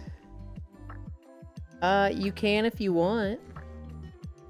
I already have Deep Rock, so. I have too many games I haven't played. I have a few I haven't played. There's That'd be like, interesting. I don't know if I want to commit to that though. If people gift games, and then I feel too obligated, I have to play them. Yeah. I have 3 games that I'm like, I bought this or was gifted it, and I want to play it. I just need the time. Inuyasha, and that's Valheim, Planet Cracker, and Enshrouded. Those 3 games, I'm like, I need to get to these at some point and want to. I just don't want to like start them on my own, and I also don't want to set up a playthrough for them. I absolutely dunked on a friend for their birthday because like I don't play enough video games. I just like spend too much time like doom scrolling Twitter, this, that, the other thing. I'm like, I got you. I bought them all of Xenoblade and all the season passes for them. Like, there's 300 fucking hours. Go my wild. God. Which that was expensive too. So, but Yeah. they still played it after like a year. They got like 20 hours into the first one. No. We're rich, we poor, super poor, wokage. Panda, I still haven't played Dark Souls 3 or Witcher. Did I gift you those? Yes, you did, Lamau. All 3 of those are awesome. I want to get to them. Enshrouded and Valheim are like, these are crafting games that I want to play with people. I just don't want to set up a run for those. After setting up Stardew and Star Wars, I'm like, I'm ready to not set anything up for a bit. I'm ready to take a backseat and somebody be like, "Hey, you want to do this?" And be like, yeah, sure, I'm in. Stardew. Oh my god, herding fucking 7 cats for Stardew to get them to play on a certain day, and like 6 of them being content creators has been such a fucking like, oh my god, this is so fucking tedious. Granted, it's one of the most fun things ever. God, I look forward to Tuesdays so much. But like, It's so fun. but like the day Destiny came out, it was like, all right, are we on for Stardew? And somebody was like, well, there's Destiny content. And it was like, oh man, you can't put it off for 3 hours, man. We can do a short Stardew session. They're like, it's Destiny content. I gotta prepare for the raid in 3 days. Okay. The dust in my wallet is laughing at me. That happened to me with one of my friends because I had a friend that was gonna, because we played Stardew on Friday, and I had a friend who wanted the dodge because of Elden Ring DLC. I'm like, you can fucking just literally do that all weekend for like 40 hours straight. This is like a 3 to 4 hour thing that's like with friends that I'm trying to plan around. Please. With the Please. Stardew thing, it was like, we've got 8 people. It's content creators. People are literally planning their schedules around this. If you miss a day, that's on you. You miss a day. We're not gonna hold up other people's streams for this. And so other people have missed days. You know, people have slept in. People have been sick. We've gone days without all 8 showing up. And so when Destiny came out, it was Koyo. Not to bag on Koyo too much, but he was like, you know, I really want to do the Destiny stuff. It's the day it launches. And, you know, I need to prepare for the raid, because Destiny does the really weird fucking thing where it's like, a raid comes out, it has its turbo hard legendary difficulty that you can only do for 48 hours. And so you need to prepare your gear for that, and then you need to do the 48 hours for it. It's like a kind of week-long event. And so with that one, it was like, you can pull a mulligan. I won't get mad if you pull a mulligan. If you miss a day, you know, fine. If it becomes habitual, we're gonna have a fucking talk. But like, you know, you wanna take one day off for this? That's acceptable. I'm okay with this. Oh shit. Seems like me, those games are hella good. I asked around on some other streams and people are like, yeah, the voice acting is like ugh, cause Arslan Do Beyond. They even tried to capture the comical side of WoW. Yeah, I heard someone else play Taras Land and they were like, this fucking sucks. And then I watched the MMO Byte review. I'm still gonna play it because the one good thing I've heard about it is that the environments are pretty. Which is like fucking okay, hell yeah. That's what matters for my videos, so. Waiter, more crafting survival games? Just play them, Fordos. I've heard at Cast 4, I was a hunter class officer during Burning Crusade. I've probably told you this, Logitech. I was not a good player in Burning Crusade. But, I was just like, I'm just gonna do something that is useful. So, survival gives an attack power buff to melee attackers. I'm gonna fucking show up as survival. I'm pre-registered for Taras Land, but haven't played yet. I got brought to every single raid in Burning Crusade as a hunter because the rogue officer was like, I need my 250 attack power buff. They come to every raid. And I was just like, hell yeah. That emote Keck W. Icarus is a good survival crafter game too. People have slept in.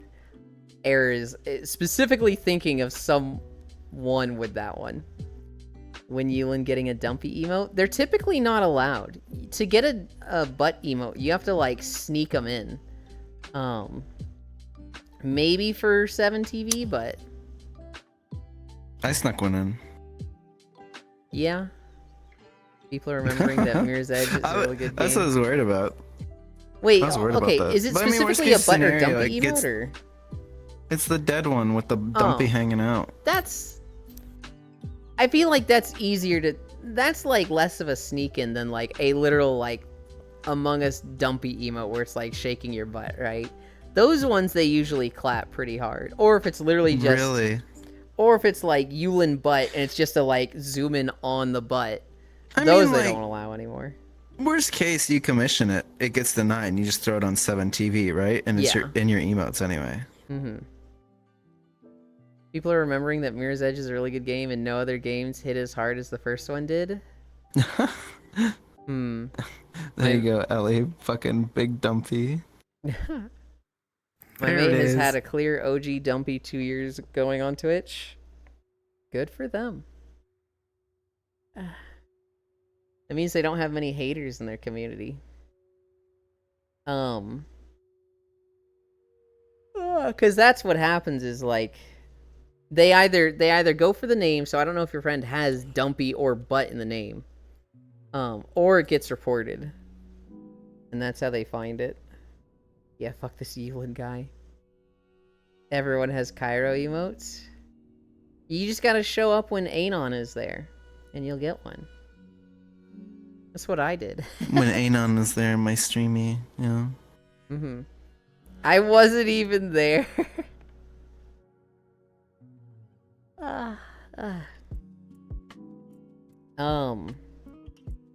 know, it's been really bad for my time lately. I've been doing like 2 to 3 hours of World of Warcraft a day because Mop Remix is actually kind of fun. I've gotten to the point where my gear is done. I like don't need anything There for you my go. gear anymore. And so now I can just buy all the like cosmetics and transmogs. I finished the mounts. Next is all the transmog stuff. Once that's done, WoW is gonna like just fucking like there's no reason to play Mop Remix anymore. And I'll be like, oh, okay, I guess I'm done. And that's gonna free up so much fucking time again. And like it's WoW, right? I really don't have to do it, but I'm like, oh god, it's just got me in that daily grind set of like, I gotta get my WoW raids done every day. That's how I found out who it was. It's just Rock Number Dumpy. That's surprising, Air. Usually they've usually banned anybody that had Dump or Dumpy in the name. Same, I showed after I got gifted. That's so sweet. Hell, I need to play 14 more for real.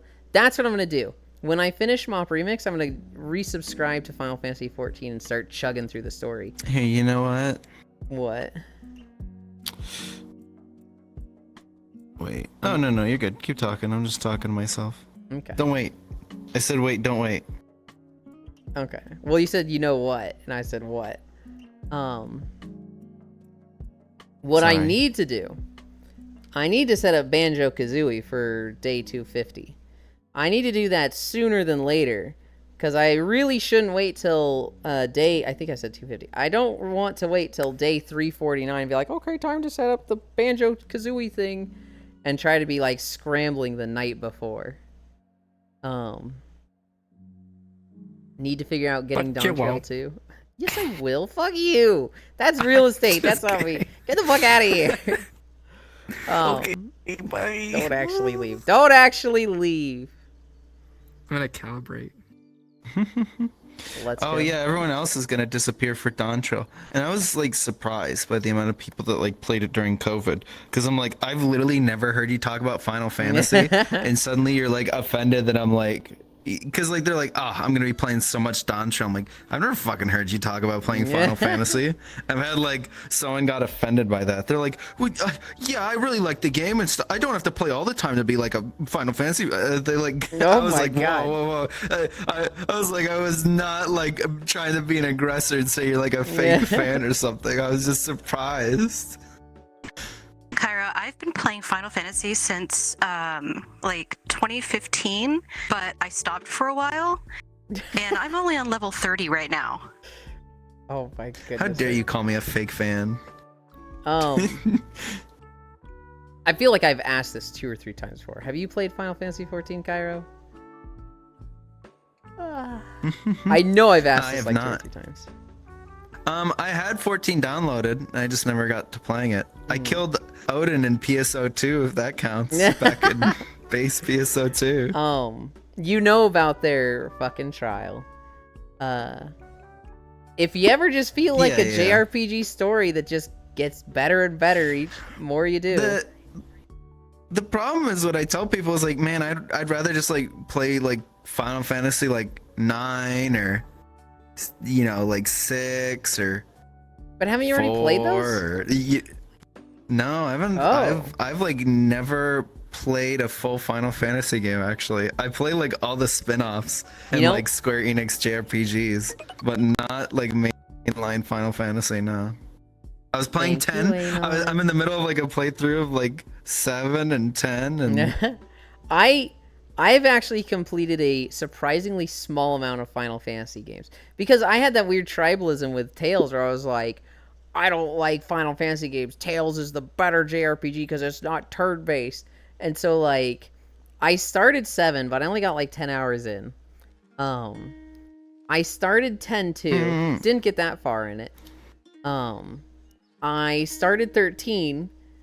Didn't get that far in it. I was actually at a point where I was fucking losing. I don't know what makes somebody good at Final Fantasy 13. And the auto battler sure isn't good. So I was at a point where like they split the team up and I was playing as the guy with the bird in his hair and Vanille, and they like couldn't do some of the fights. And I was just like, this is like trash. That's supposed to be like, just get through this until your team merges back together. And like, I'm not beating this, so like, whatever. I'm just gonna like not do this game, I guess.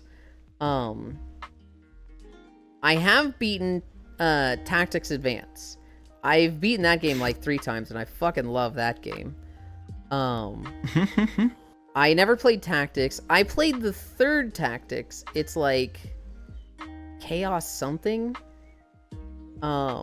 Age of Darkness, maybe? I don't know. I've started that one, only got like 3 to 4 hours into it. I should play it more. Are there any other Final Fantasy games? Other than that, it's literally just Tactics Advance and Final Fantasy 14 are the ones that I've actually can say I've beaten. And 14 is one that you actually say you've beaten it. I need to catch up in the story. I'd want to play 12. That's the one I've been interested in. Everyone tells me it's a terrible one to play, but I'm like, I don't know. It looks neat. Yeah, I was in the middle of 10 because a friend bought me that for my birthday a while ago.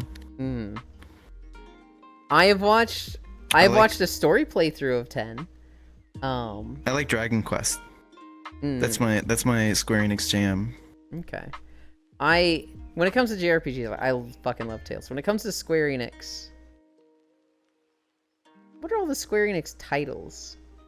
There's a lot. I know. Bravely is also Square Enix. I played Bravely Default 1, which I really, really enjoyed. Which is basically just a Final Fantasy game in disguise. Like, Monster Hunter isn't specifically Square Enix, right? That's like, that's Capcom. yeah, it's Capcom, and Not under even Square Capcom is Enix. Square Enix, and Oh. What? am I? This fucking No, is Square Enix owned by Capcom? There's no way, right? They always do collabs, so They're aren't not they a connected in publisher, some are they?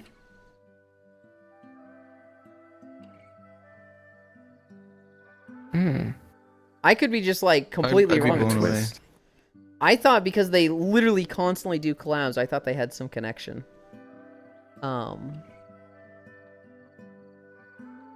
6 has the best battle music. Want to play FF12? Got a license for that, bruv? No? Okay, I guess I'm just wrong on it. I always thought they had some connection because they literally do fucking collabs, like, all the time. I think you might be spreading misinformation, Yulin. I'm not spreading misinformation. It's like, I think they're connected because they do collabs a lot. Ugh. I don't know, fact check me. I'm probably wrong. Given everybody's reaction of fucking what? I'm like, okay, suddenly I don't feel so confident in this. Not that I was any measure of confidence before. I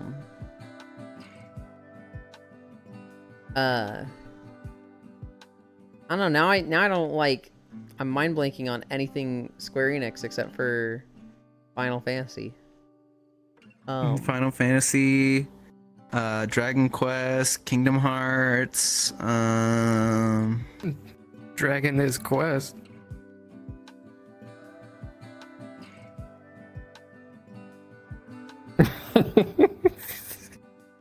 Hi. Good lord. Yo, what's up, love? Shaka. okay, here their subsidiaries are Taito is one of their subsidiaries. That is a subsidiary of Capcom? Square Enix. Okay.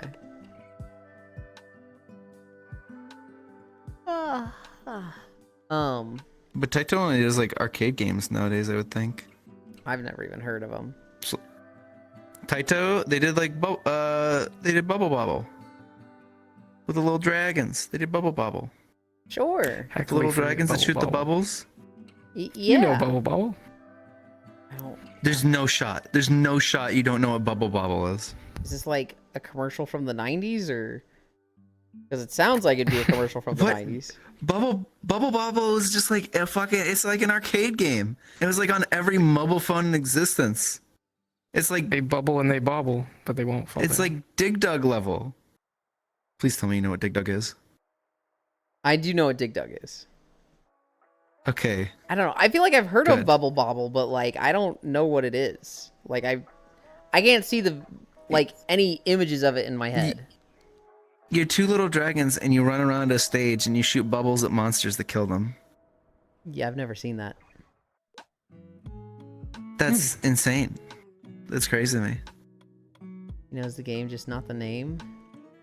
Never heard of that. Never heard of either game. Yeah, You've never heard of Dig Dug? Okay, am I just a boomer? Am I, am I out of touch? No, it's the children who are wrong. God, that's such a good meme. Am I out of touch? No, it's the children who are wrong.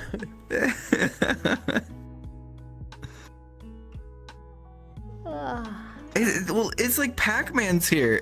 Like Dig Dug is like Dig Dug, Pac-Man, Galaga. It's like in that tier stuff. Bubble Bobble. It's in there. Yeah, but like Pac-Man's the big one. I even saw like a Bubble that like Bobble an game at Atari like game? round one. I don't know what to tell you. Yeah, they're like arcade tier games. Don't you remember like I had Dig arcades? Dug on like. I don't on remember the last at time I home. went to an arcade, actually. Probably a Things. bowling alley when I was like 18 years old. I will chill round one. Round one slaps.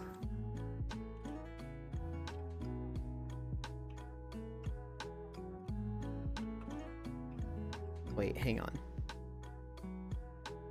You know what game I actually really do like at the arcade? I like the Luigi's Mansion arcade game. That game's a lot of fun. Hmm. There's an arcade game for that. I've beaten that once or twice. Yeah. And you have like a big fucking vacuum gun. It's goofy. Whoa. I like the Cruisin' USA.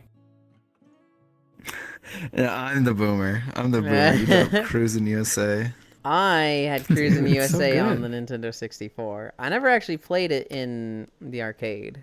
Oh, playing games in the arcade is the so way different. to do it. Yeah. Like fucking dude, if you get to play like an actual honest to god crazy taxi machine, that's just like peak gaming. It's so fucking awesome.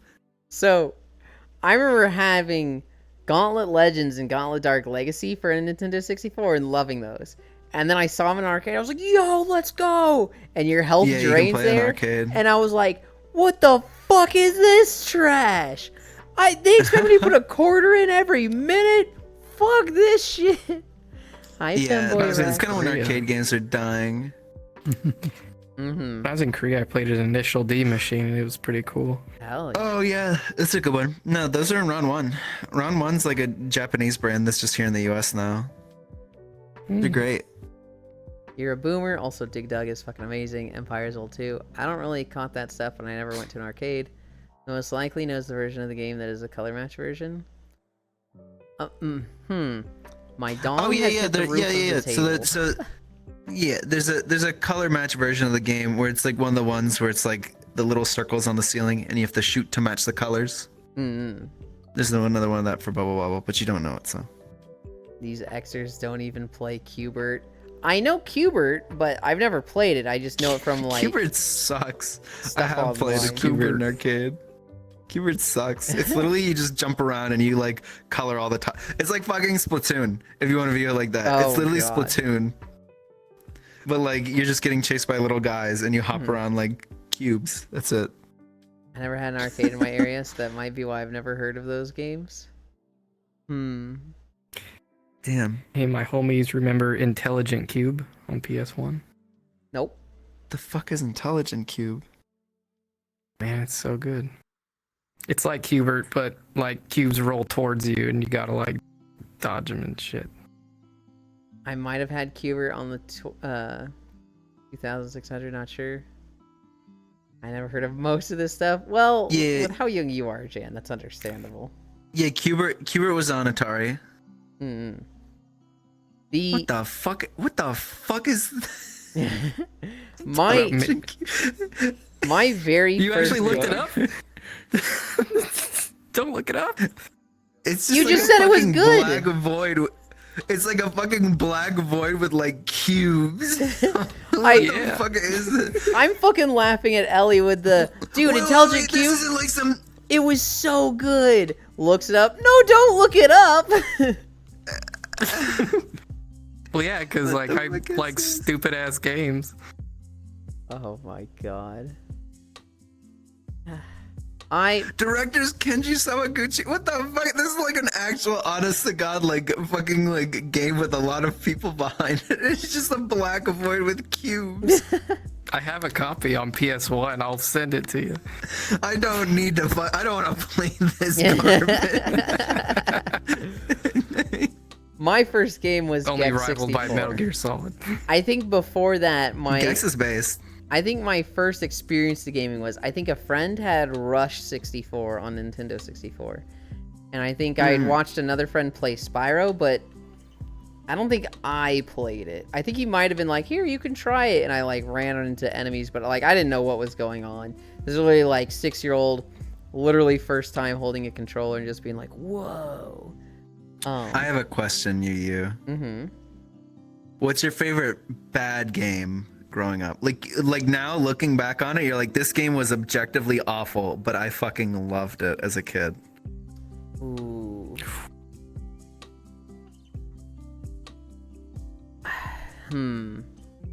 I think there's an argument for. I fucking loved Sonic Adventure 2 Battle. And people will say that one's good. That's not a hot take. But like looking at it now, I'm like, this is aged so bad. This is like half of this game. Doing is trash. anything is like Eggman or Tails. It's like, man, this fucking sucks. Dude, People also how shit did on we the put Rouge up and with Knuckles, that? But I like that stuff. I don't like Because the the Knuckles Chow and Rouge Garden levels. fucking banged is why you put up with it. Chow Garden is That's good. why you put up with it, Elon. Sonic levels are good. I think Shadow levels are like infuriating Sonic levels. They literally just try to stop you constantly and kill your momentum and make you like fucking platform as Sonic. And the Shadow levels are objectively That is true. inferior. Tails and Eggman levels? Oh my god. Do you want to know what it's like to have tinnitus? Play these fucking literally levels. Tinnitus Simulator. Yeah. Just fucking 90% of the time. Yeah. So bad. It's awesome. The story is I got also one. trash. Oh, Say yours. Disney's Extreme Skate Adventure. what the fuck? I don't think I've heard of that, but It is made by the Tony Hawk team, but it's just Disney themed. And It's always Tony Hawk with this bitch. It How really do you is. fucking, Come how on. do you fucking drop Disney game and then you bring it back to Tony Hawk? well, because it was weird. It was developed by Neversoft and Activision, and on behalf of Disney. That's but it's like weird. it's a reskinned Tony Hawk's Pro Skater 4. It's so bizarre, I'm trying to think if there's any other games but it's like the exact same. that were like just hot garbage, but I fucking let me see if I can find one. I'm not gonna be able to find like a Nintendo 64 game because I don't have any of those anymore. But I have all of my other stuff. Okay. What does this even look like on stream? Okay, that's fine. Oh, I just immediately saw one. No, that's actually a kind of good game. I was gonna say Custom Robo, but like that game's just good. It just didn't get it. What the attention fuck?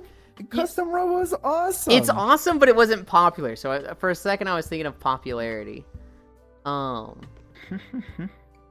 Those are the GameCube games.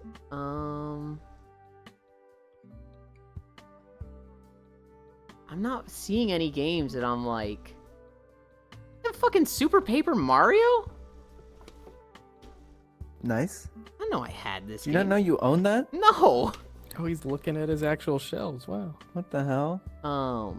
No, that's awesome. That's an awesome game. I remember my Super Paper Mario memory was I was hospitalized as a kid, and I was in the hospital for like a fucking like 2 weeks. And I got out. I'm like, man, I fucking hated being in there. And I got a copy of Super Paper Mario. It was like my gift that my parents gave me Hell for getting yeah. out. They're like, yay.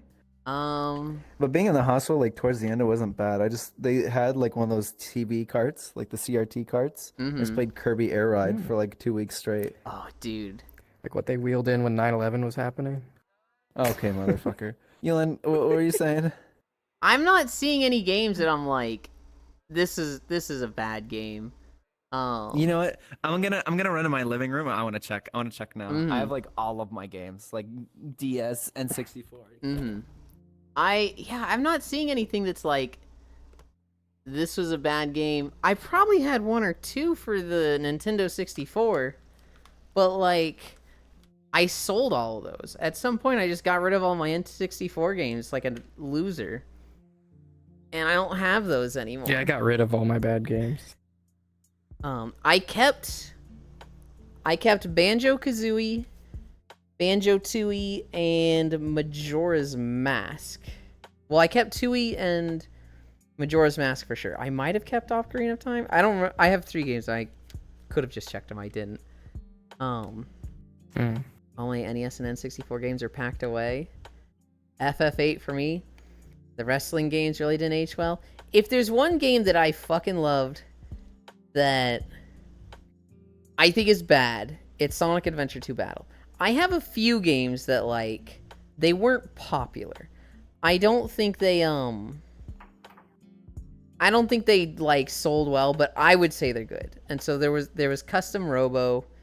There was a few others. Tales of Symphonia. Well, most people like Tales of Symphonia, although I don't think it's aged super well. Okay. Whoa. I found a good one. Uh-huh. My favorite Pokemon game. I totally forgot about this. My favorite Pokemon game, Pokemon Channel. The Pokemon game where you sit and you watch TV. Yeah. And that is the whole game.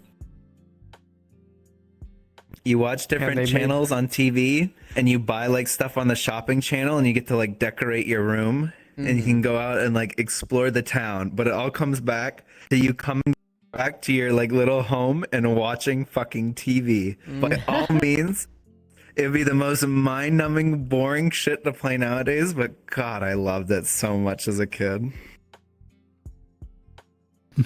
I'm just like I'm trying to think if I have a real answer. I'm looking through Steam right now and just like, man, I just only played bangers.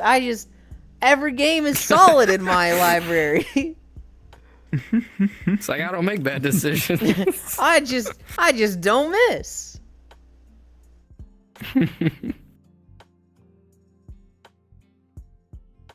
Usually, like, I was like cognizant enough to know that a game was bad, and it affected like how much I enjoyed it. I mean, so I That's like definitely stuff I I was got never- gifted. I definitely had a lot of games that like this was not popular.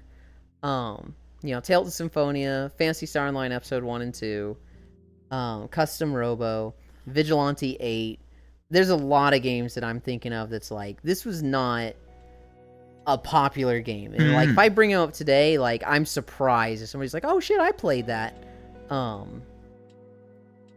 But like anybody that has played was like, dude, that was a fucking good game. So it's like I'm struggling to think of one that's like, ooh, yeah, that was bad. You know, like, no, it was good. I also love, some people might know, there are licensed Hamtaro games. And I fucking adore those games because they're just point and click adventure games where you're just a bunch of little cute anime hamsters doing your thing. What's I everybody's love those thoughts on games. ATV Off-Road Fury 2? Never heard of it. Your favorite what? ATV Off-Road Fury 2. It came bundled with the PlayStation 2. It was like an ATV action sports game. Yeah, not mine. Man, we were just two different worlds here. Crazy. You know what game I actually really fucking loved? Because I was depraved when the Wii U came out. I loved fucking Nintendo Land. I loved that game. Anyone who came over to my place played fucking Nintendo Land. I'm so sad that like the Wii U marketing just killed that console and like just killed it because like Nintendo Land, a lot of titles are fucking awesome. They're so good. Like, dude, I fucking love the Luigi's Mansion part in Nintendo Land. That shit was so good. Hi, It was so fun. Link's then I got crossbow another training one that was was like fun. Yeah. I'm trying to remember what else was in Nintendo Land that was like multiplayer and just like I could do this for hours. I remember the Donkey Kong. There was like a fun. Wii. The Donkey Kong one, I sunk so much time into that. My roommate and I, we would just trade off. It'd be like his turn, my turn, his turn, my turn, and we would just go for hours. But like if we were at like a party or something, we were just like we were so fucking eager to bust out Luigi's Mansion. And like no one talks about it because no one fucking owned a Wii U. I bought a Wii U on launch like a dickhead, but I mean, so I bought a Wii U on launch because one of the 6 titles it launched with was Monster Hunter Tri Ultimate. And so like I had to fucking punch an old lady out in line to get a Wii U. I was just as much a ravenous Monster Hunter fan back then as I am now. And so a new Monster Hunter on console, I was fucking like, get the fuck out of my way for this. And so like, yeah, I played the shit out of that console just for Monster Hunter. And then, you know, there were some other games on it that I played. Skyward Sword I played. Nintendo Land. I'm trying to remember what else was on the Wii U that I played a lot of. Mario 3D World was on the Wii U. I Splatoon 1. That's why I'm surprised I own Super Paper Mario World or Super Paper Mario, because like I don't own Mario games. Like I didn't go out buying Mario games at all. So I'm like, wait, I have a Mario game? Splatoon 1. That's where Splatoon started. And now you see articles. Did you see the recent article a while ago where it was like the Splatoon 3 team that won like the Nintendo tourney just was like said something like super racist or something like that? Whoa. It was really funny. Like the Splatoon fandom is known for just being terrible people. Oh, it was really funny. You hate to see it. Well, it's like a game oriented around kids, so obviously the fandom's a little bit weird in that regard. A decent amount of the time. It's just like, it's such an awful fan. It's one of those fandoms where I just don't want to be associated with it, because I love those games. I've played all of them. Yeah. It's the same with Star Fox. I don't want to associate with people that are like, I'm a Star Fox fan. I haven't heard of I've anything. played every Star Fox. I haven't heard of like Star Fox community problems. Oh no, it's just furries. I don't want to be okay. fucking associated with furries. I used to not be. Now I fucking love furries. I'm not a furry, but like anytime. So like you've seen this in VR chat. People will like be real quick to like put down furries, and it's like, dude, they're some of the nicest people. They're weird and cringe very often, but like very often they're really nice, and they take a lot of shit for nothing. I know a lot of cool ones, but yeah, no, it's definitely that debuff of you immediately have to put up with the fact that people are going to assume you're cringe. It's the same thing. I used to be an e-boy in VR chat, which immediately came with its own, you know, presumptions when people would interact with you. That's such a like... I mean... That's such a you like choose to have the disconnect in my debuff. head of like trying to see e-boy Cairo. And like it makes total sense to me, because I've seen the transition happen of like I'm not insulting you. I've seen the e-boy become e-girl so many times on VR chat. Well, it's like I never fit into that persona either, because like everyone's like, whoa, you're like a e-boy, but you're like really nice and caring and emotional, and you don't fit like the aesthetic at all. I'm like, oh, fuck you. I don't know. And that's what I mean. Like it's a debuff you choose to have. You know, if you're gonna run a furry model, you gotta be ready to have the debuff. If you want to run an e-boy model, you gotta be ready to have the debuff of women thinking you're a womanizer, sort of a thing. You know? Yeah. It's just how it is. Dude, okay. I want to tell you my favorite e-boy moment I've ever seen in my life. I was watching Leafeons, and she is hanging out in like a public lobby. It's like a streamer lobby, and a lot of people's friends are joining, which means a lot of like just cringe e-boys are joining also. A lot of meme lords. It's a fucking full lobby. And another content creator from VR chat, SugarCube, joins, and Leafeons and SugarCube are friends, and they're like, oh my god, I haven't seen you in so long, it's so cool to see you again. Oh my god, this lobby's kind of cringe, right? There's so many e-boys. And SugarCube goes, yeah, fucking, you know what my favorite thing is? When the e-boys come up and they do the laugh, and they're like, ah ha ha ha. And Leafeons is like, oh my god, you're so right, they all do that, ah ha ha ha, laugh.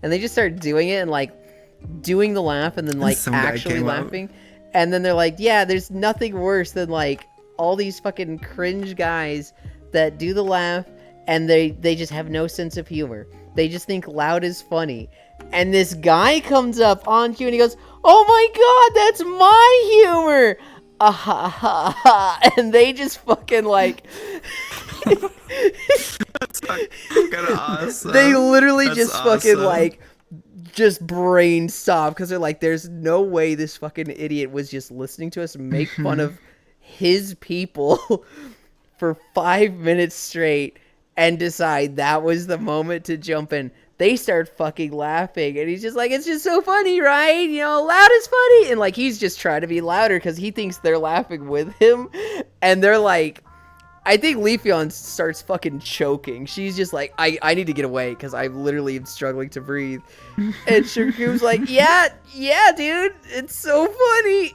And it was just, oh my god.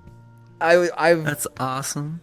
I think I literally got like lightheaded watching that stream because like this guy was just so unaware, so oblivious, but so perfectly on time and on cue. I got mine for 3U2, amazing remaster on it too, Wind Waker. I usually find myself around furry groups when I need a break from people, when I'm back from the shower realm. Keelan's too young to remember the mess that was Daikatana. I have heard the name, but I don't think I've played it. Hi, Nyx. Do the Samurai Warriors and Dynasty Warriors games count as bad, but I love the shit out of them? Because I feel like they're very repetitive and not the greatest games, but I fucking love the shit out of them. I'm really trying to think of like a game that's just not a good game, but I really like it. I could say PSO NGS. I don't think that's a good game and in a good state. That's a solid 5 of 10. And I do love that game. Cookie Clicker. I haven't played Cookie Clicker. There's not too much to that game though. I don't know. I just don't fail when I pick them. I just only pick winners. I'm just never wrong. You never had like shitty license games or anything? I don't think so. I mean, so here's That's crazy. Here's the thing. I had a lot of Nintendo 64 games, so I probably had some games in there that were bad that I just am blocking. You ever had any like movie games? I had a Spider-Man game, but I don't think that one was bad. That's fair. 007 Nightfire. Once I was 12, I got into Diablo 2, and then I like stopped buying console games entirely unless it was like all of my friends are playing this, which means a lot of people vouching for it, or a nostalgia game that was like this is a sequel or like part of an IP, so it already has that like mark of quality to it, right? Once I was into Diablo 2 and then World of Warcraft, it was like I don't buy video games unless it's Tales, Legend of Zelda, or some other game. Monster Hunter. Chat, you can agree, right? You guys have bought some like, or will had some fucking awful stinkers. It's not just me. I'm sitting here like, if I had my list of Nintendo 64 games, there would probably be some stinkers in there. There would probably be like, oh, this one fucking sucked. I had a Rugrats board game that was like super mid. I had a Rugrats Game Boy N64 game, Rugrats board game. but I didn't like it. I was able to do like 2 levels. I was like, this game fucking sucks. The first game I ever dropped as a child, because like when you're a kid, you get very few games, right? Mm-hmm. You know, Yeah. So any game you get, you're like, I'm gonna play this the fucking death and back. Mm-hmm. I got a fucking Bugs Life Game Boy Color game, and I was like, man, this fucking sucks ass.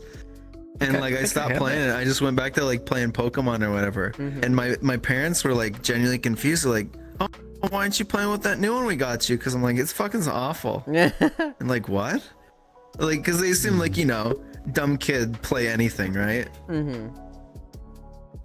And so like I was like, no, I'd rather play like Pokemon than this shit. Mm-hmm. And like, oh, but you like the movie? I'm like, yeah, I like the movie, but this game's fucking terrible. I'm like, oh, I thought because you liked the movie, you'd like the game. I'm like, I guess not. As like a like little 6-year-old. Like our 6-year-old said the game was fucking terrible. Where do you learn languages like that? Yeah. Returns it to the store. I had that. I remember when what was that fucking game where it was Scribblenauts, where you like type the word and you like spawn things in? Yep. I remember I literally bought one of those when I was like 12 or something, and I literally brought it home. I fucking 100% of the game in a day. I was like, what the fuck? This sucks. And I literally took it back. I was like, Mom, can you drive me back to Target or wherever the fuck we got this from? And like, oh, why are you returning this? I'm like, I was here earlier this morning. I bought it and then I beat it. It was like $60. That's like all my money because I'm like 12 or 13 or whatever. Mm-hmm. Or you don't remember the bad games? The first game. A giant nerd. Oh my god, Nightfire. I'm looking at my list of PS1 games. Oh, Lion King the worst ones SNES. are licensed. Oh my god, an amazing hunt. Lion King on SNES was a kid's game that was hard as nails. Yeah. Scribblenauts or How to Fix Everything. Yeah, that game was hard. I remember the first time my parents ever got mad at my brother and I. It was Wario World for the GameCube. It's only like a 7-hour game or something like that. So they bought it for us, and we like enjoy now. Beat it. Oh, are you heading out, Shaki? Mm-hmm. Bye bye, Shaki.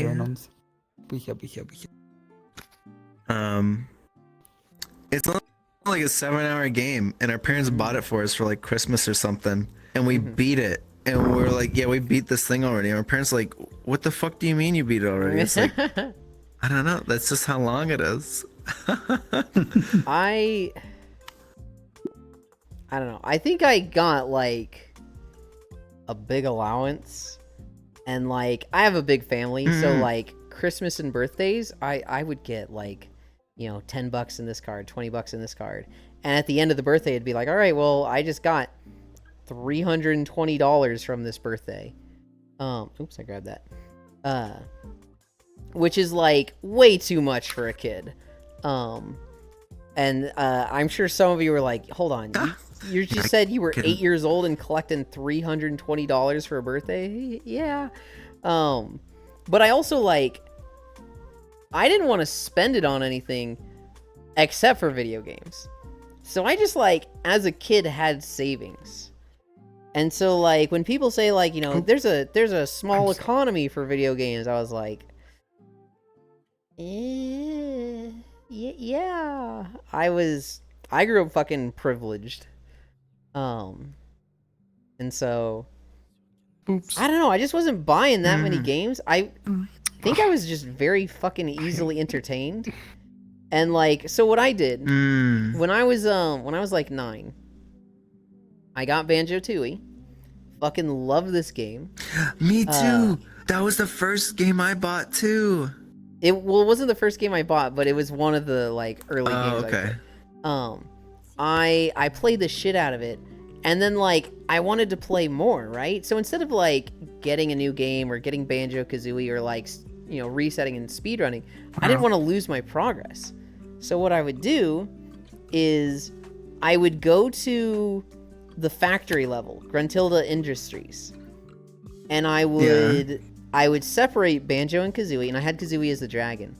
And I just did this weird, like, solo RP, like, I'm this creature prowling the industries, hunting the Gruntilda workers, like some fucking Alien vs. Predator scenario.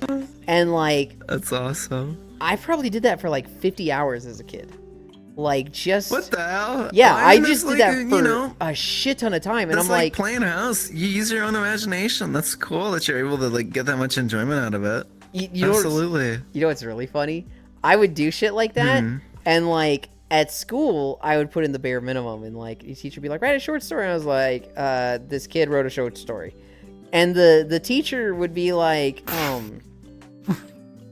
Euland father, Mrs. Euland mother, we're concerned with Euland, and we don't think he has much imagination. He doesn't show much creativity at all compared to the other students." And they would just, like, look at me and be like, yeah, no, he's fucking good. He just doesn't like school or something. We're pretty sure he's got a pretty good imagination. What were you doing the other day, Ewan? And I'd be like, okay, so I was doing this. And then I would detail for, like, 20 minutes some story I had crafted in the backyard with little Pokemon figures. And the teacher's like, okay, any way we could get him to apply this to school? When you figure it out, let us know. But, like, yeah, I had, like, 2 or 3, like, parent-teacher conferences that were, like, we don't think Euland has, like, any creativity. It doesn't seem like they have an imagination. They might be special needs.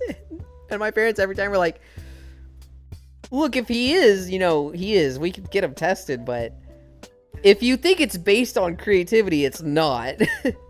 It's just not. He just doesn't express it at school. But yeah, like that's I had more than enough money to like go and get a shit ton of games. I just didn't. I would like a game and just want more of it, and so I'd just create more of it in my head. And I did that. I remember doing it the most with Banjo-Tooie. I think I did it a bunch with Pokemon games. Those I would like replay. And that's where like my theme team started. So like anytime I play a Pokemon game, even to this day, I'll be fucking 33 years old, and if I play a Pokemon game again, I'm making a trainer that's like, this trainer likes this type, and they are going to only collect Pokemon of this type in training to be a gym leader of this type. They're going to be like obsessed and think this type is superior. And like people are like, oh yeah, that's a one type challenge. I'm like, yeah, but there has to be lore also. There has to be like, you know, I've envisioned an encounter where they meet the first Pokemon and like capture that Pokemon in some way that's like a bonding experience. And they're like, okay, you lost me at the lore. I don't know. I've never like wanted to like get good at games by like redoing them and speedrunning. If I want more of a game, I just imagine more of it. Which on one hand is cool. On the other hand, it makes me if you've ever heard of the honers versus innovators, I very heavily lean into innovators. I'm fucking the last person to ever hone their skills, which sometimes I'll be like, I just fucking gotta. But like if I can find a new strategy, I'm gonna do that before I like practice and get better at a skill. Only game I can think of that was bad but I enjoyed the hell out of is Bakugan game. That's why the games were so hard, so people felt they got their money's worth. They can be finished in 45 minutes otherwise.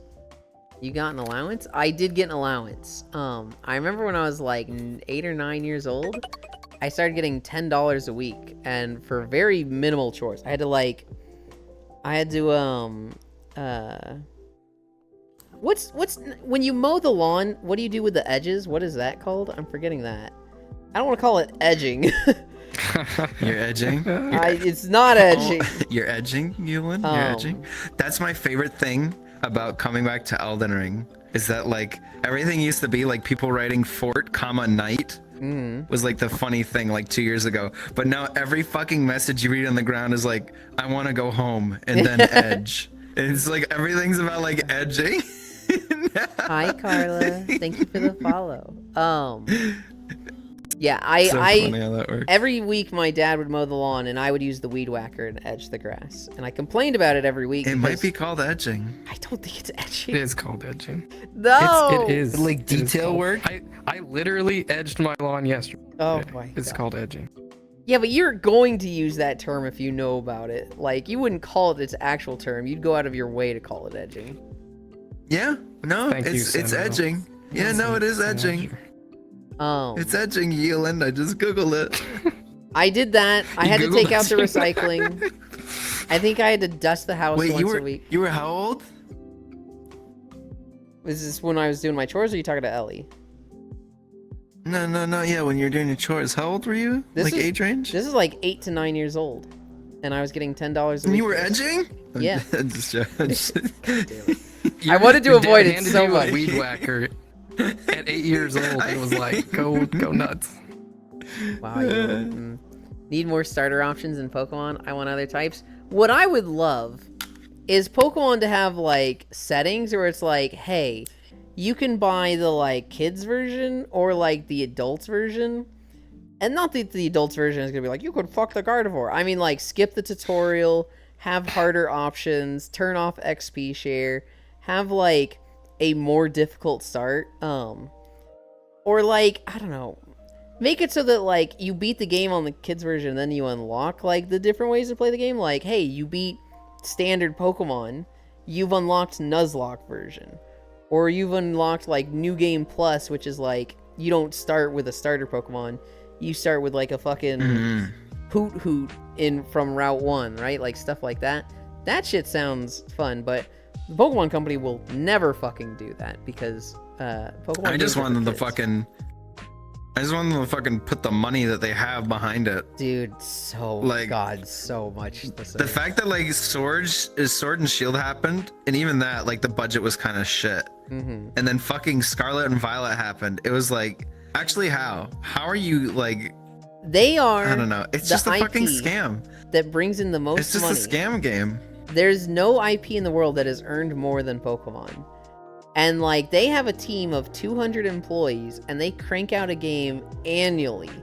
And it's like I get it, right? I get it. People like Pokemon so much they're going to buy a Pokemon game no matter what happens. And so they could make, they could upscale and have 3 to 4 different Pokemon teams spending like 5 years on a game, and they could be the most polished, amazing, innovative games crossing every genre and be fucking incredible, and they would, cement their legacy as like one of the best video game companies and IPs of all time. But why go through that effort when they can have a 200 employee studio that makes an annual game and sell 30 million copies every year? Well, I mean, it's just like, look back like 10 years. Their fucking Mystery Dungeon series, fucking banger, weird, like game design never seen before. Fucking Pokemon Rangers, super weird game design, super cool. Fucking Conquest, it's literally just Fire Emblem with Pokemon. That's fucking rad. Like, where did all these like cool spin-offs go? Now there's like nothing like that. Now it's just like, here's like a Pokemon Snap 2. Woo, The reason is sales. It's like yeah, of course there is, but it's just like, I don't know. Nintendo just feels so corporate. It just feels so corporate now, so and corporate, the magic feels like it's gone. Like, sure, they're gonna make like new Zelda's gonna bang and stuff like that, but like any of the mysticism and magic around it, it's like, I don't know. I feel like Legend of Zelda is the only business. Nintendo title that's still, well, Mario games are still good. I feel like that's the only like Nintendo title though that's like still magical and good and polished. Like Pokemon it just feels like a shell of what it fucking used to be. I for years I was like, give me the Breath of the Wild map, but with Pokemon. Make it so that if I need a fire Pokemon, I gotta go to the volcano.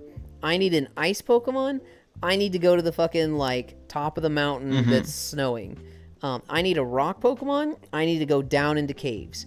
Give me that in Pokemon. And like Scarlet and Violet was like open world, and it's the most uninteresting, bland shit open world I've ever seen in my life. I mean, they made Arceus, but even that game looks like fucking dog ass. That game's so ugly. I watched a friend play it. Arceus had an this game's ugly innovating looking. system. It had a new spin on Pokemon battles, and it had the best like boss fight of any Pokemon game of all time. But other than that, it just looks like dog water. Like it just looks like poop ground, and it's like this looks like a GameCube game. It's such an ugly game. It's, I don't know. I get so mad about Pokemon, and like I try not to like get too riled up when other people are talking about it, because we have a few friends that like they fucking love Pokemon. Pokemon's gonna come out with a new game. They're gonna buy both copies, and it's like, I don't want to shit on their fun, right? Like if that's but it's not like it's unfounded. You're not like shitting on it to shit on it. It's valid criticisms. right. Well, so I was shitting on it to shit on it for a while. It was like, Pokemon would be like, it's coming out soon, they'd be like, oh boy, I'm so excited, and then I'd be like, you shouldn't be, they fucking suck dick, and like I was being that person for a little bit. Well, I mean, getting your friends to be conscious of like, hey, maybe here's other things that are similar that are better done. Well, so yeah, that's a good way to do it now. So like if somebody's like, I'm excited for Pokemon, I'm like, I'll be something like, what the best Pokemon game in the last 5 years was? Monster Hunter Stories 2. Because That's a fucking good game in the Pokemon style of creature collector. Oh shit. Actually, Eland, you mentioned you want like an adult Pokemon. SMT and I guess Persona games to a degree are literally just that. It's literally you collect demons. It's not that I want like a more mature themed Pokemon. It's like I don't want a Pokemon that's like Baby easy. Bit easy. Here's your starter Pokemon. Go do the 8 gyms. Go beat the Elite Four. Become the champion. I want a Pokemon game that's like you're not the chosen one. You're not some 10-year-old like, you know, you did your Pokemon journey and you got 2 badges and then you peaked and that was it. And then you had you went back to school. You went and got a job. You want another Pokemon Coliseum is what you're saying. And then like after your job, you know, your industry has I need some mom time. Bye Freya. Thank you for joining us. Bye-bye. Your work sector has like been replaced with AI or something, and so you need a new job, but you have no fucking like skill set. So you're like starting fresh, and it's like, I don't know, maybe I'll just be like a fucking delivery guy. And so like you're doing Pokemon delivery and like like a fun spin-off game like that. Yeah, Yeah, that'd be fun. I want something that's a little real like that, that's fucking depressing, where it's like, yeah, you have to do this because, you know, the work sector has changed. And your character's like, oh, this fucking sucks, right? And you're like starting over, and it's almost gonna be like Stardew or like, you know, something that's like, hey, you're now a delivery guy and like in a Pokemon world, and like, you know, you can't catch a Pokemon because you don't have any, but like you could buy a Pokemon, right? And so you buy maybe a Pokemon with the last of your funds to run deliveries or something. And so like, I don't know, would be something that's like super shitty to run deliveries with, that would be like, you know, a horseback Pokemon to get you from point A to point B. Like a Go-Goat. You buy a Go-Goat with the last of your money and like join a delivery service. And then as you like do more and more jobs, you know, it turns out you're natural at it, and like, you know, just being the player character better than all of your coworkers. So like you are rising up the ranks.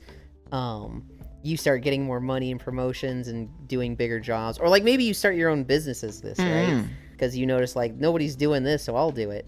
And the business just picks up, and like by the end, it starts off as like you are running around a town on a Go-Goat. And by the end, it's like you're, maybe it's like turning into a manager system where it's like you are automating shipments with like employees. It's like, okay, we need this one to go to this city, 500 miles this way. You're going to need to fucking take the, I don't know, the Pidgeot, and get there real fucking fast. And then this company's out there in these islands.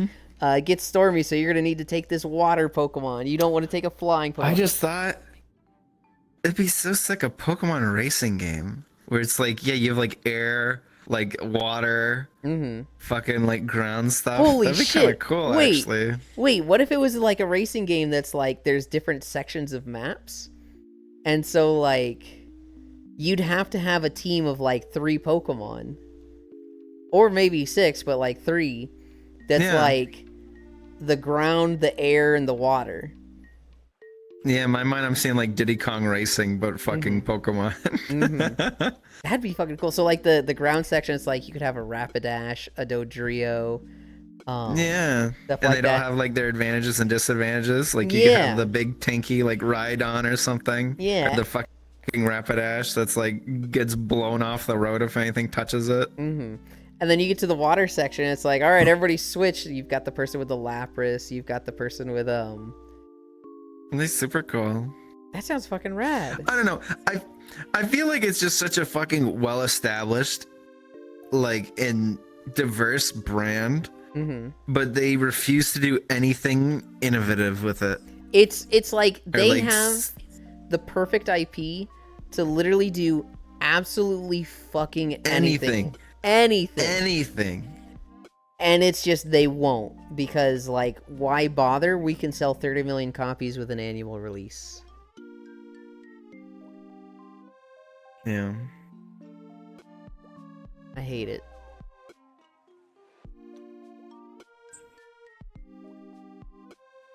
I don't know. I fucking love Pokemon. But like Pokemon Company, I hate it with a passion.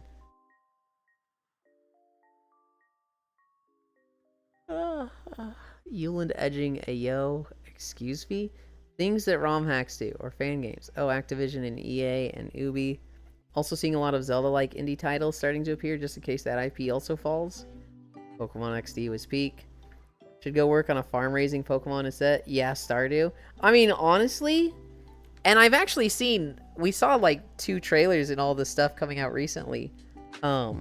People were doing like creature collector farming games. So we saw one that was like Stardew Valley, but you also like are raising creatures. Didn't really look that good, but people want it. The only one's Pokemon Coliseum 2, Crush Dreams, and Dead End Job with a 3rd soon-to-be released version, early midlife crisis, but you're poor. I want like a farming sim game in the Pokemon world. Or That'd be fun. I want a mainline Pokemon game in a Breath of the Wild map that isn't absolute fucking trash.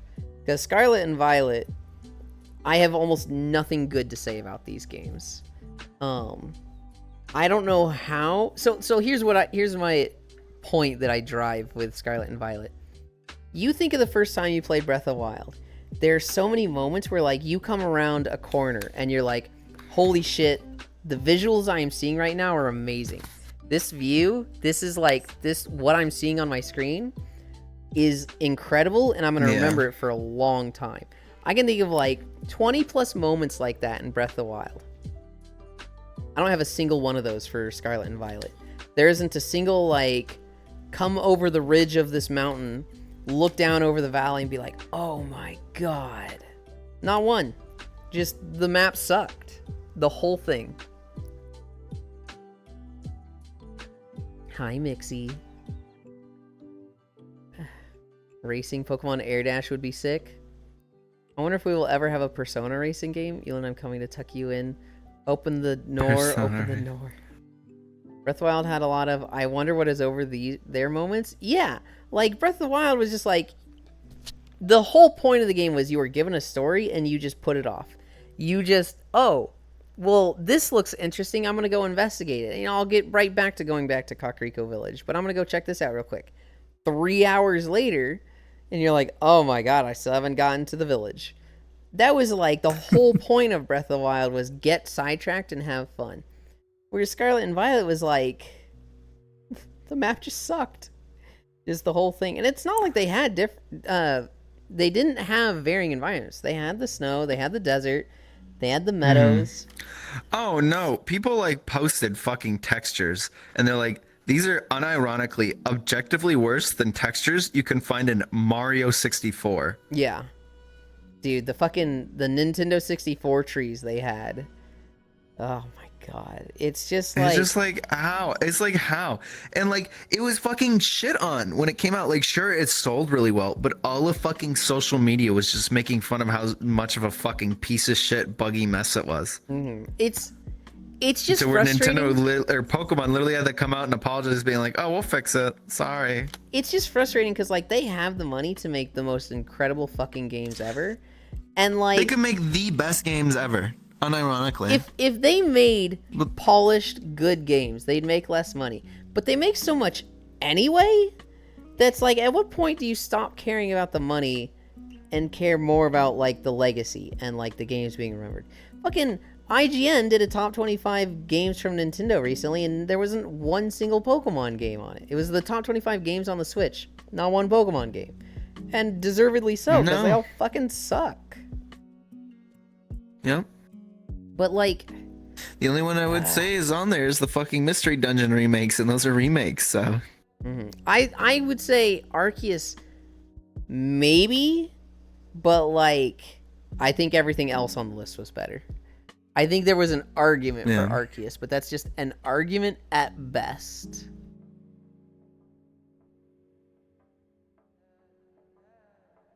I don't know. Pokemon gets me riled up. It just has so much potential. It's just right there. Just do it. Just do the thing. I mean, there's a million games that just go back and play. Well, I want new games with it though. I want them to That's true. I want them to make that racing game. I want them to make Pokemon Stardew. I want to make Pokemon Delivery Driver. And they just don't. They've just decided Not do anything. I mean, in-house devs at Nintendo have gotten really bad. The only reason fucking like Tears of the Kingdom runs the way it is because Monolith Soft does so much of the back end. Because like, you know, the Xeno games are able to do their massive environments and not be laggy pieces of shit on their tablet. And still, Tears of the Kingdom is a fucking laggy piece of shit towards the end game. Because like, you know what we need are, it's if you have all the followers on. You know what we need in our fucking thing on our 2017 tablet? Fucking 5 followers, and then you get into an encounter with like 10 enemies, and your FPS just drops to like 15. I don't think I experienced that much, and I kept all of them out. No, actually, I think I did put some away. I had a lot of frame drops. No, I tried to run them all out, and I had crazy frame drops. Well, it's because I put double cannons on, what's her fucking name? Minerva. Yeah. Mineru. Or Mineru. Yeah, I put like double cannons on her, so it's just explosions out the ass and the particles and everything. The game just couldn't fucking handle it. I did fucking double flamethrowers. Forgot about the one thing that matters: the music. I mean, Music's gonna be good. It's just Nintendo games typically don't miss School with of music. Rock. That's like the one thing Nintendo typically does well across all their games. I can't think of a game that's like, this was just bad music, but like gameplay and graphics and like even Pokemon. So like Pokemon Scarlet and Violet. If there's one good thing about that game, it was the music. But I wasn't implying the music was bad. you just wanted to quote School of Rock. Of course, who doesn't? You're getting a fucking red belly.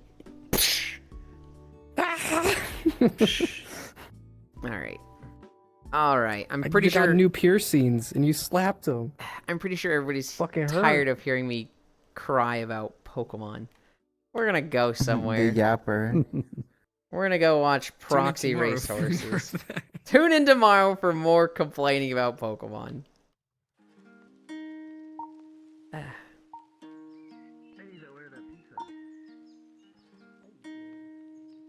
I always look at the sunset over the beach. What's something else I could look at?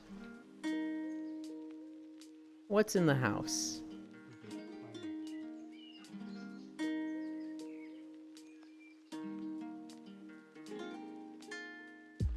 This is neat. You guys get to look at this for an outro screen.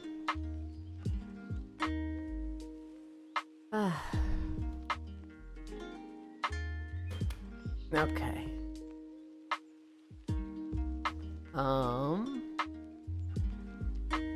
Yeah. Where's Chatterino? There it is. Yapland always complaining. With each passing day, I'm slowly losing faith in the Pokemon Company, and the younger me is in shambles. I've lost faith in it. Well, hi, Drekken. I'm sorry I'm, like, on the way out. But I will be live tomorrow. I'm live every day. We are raiding Roxy. He is, racing horses. Yapland always complaining, Candy. I miss Euland already. Well, if you miss me, Lost One, get on VR chat. You know what I'm gonna do. I was looking at my Steam library, so I've got that over OBS right now. Yeah, thank you everybody for keeping me company. Thank you Matthews and Anon for all the gifts today. You gave us 12 incline. I'm drenched in sweat. Well, caked in it now. It's kind of dried and I'm super gross. I need to wash off before I nap. We're gonna go watch Proxy. He's racing horses, and he'll probably... I don't know if he'll be playing Elden Ring later. I think he was last time. He's getting his horse races out of the way. Thank you a lot for the stream. Elin raid message. Oh my goodness. We'll be live again tomorrow. I love you. Bye.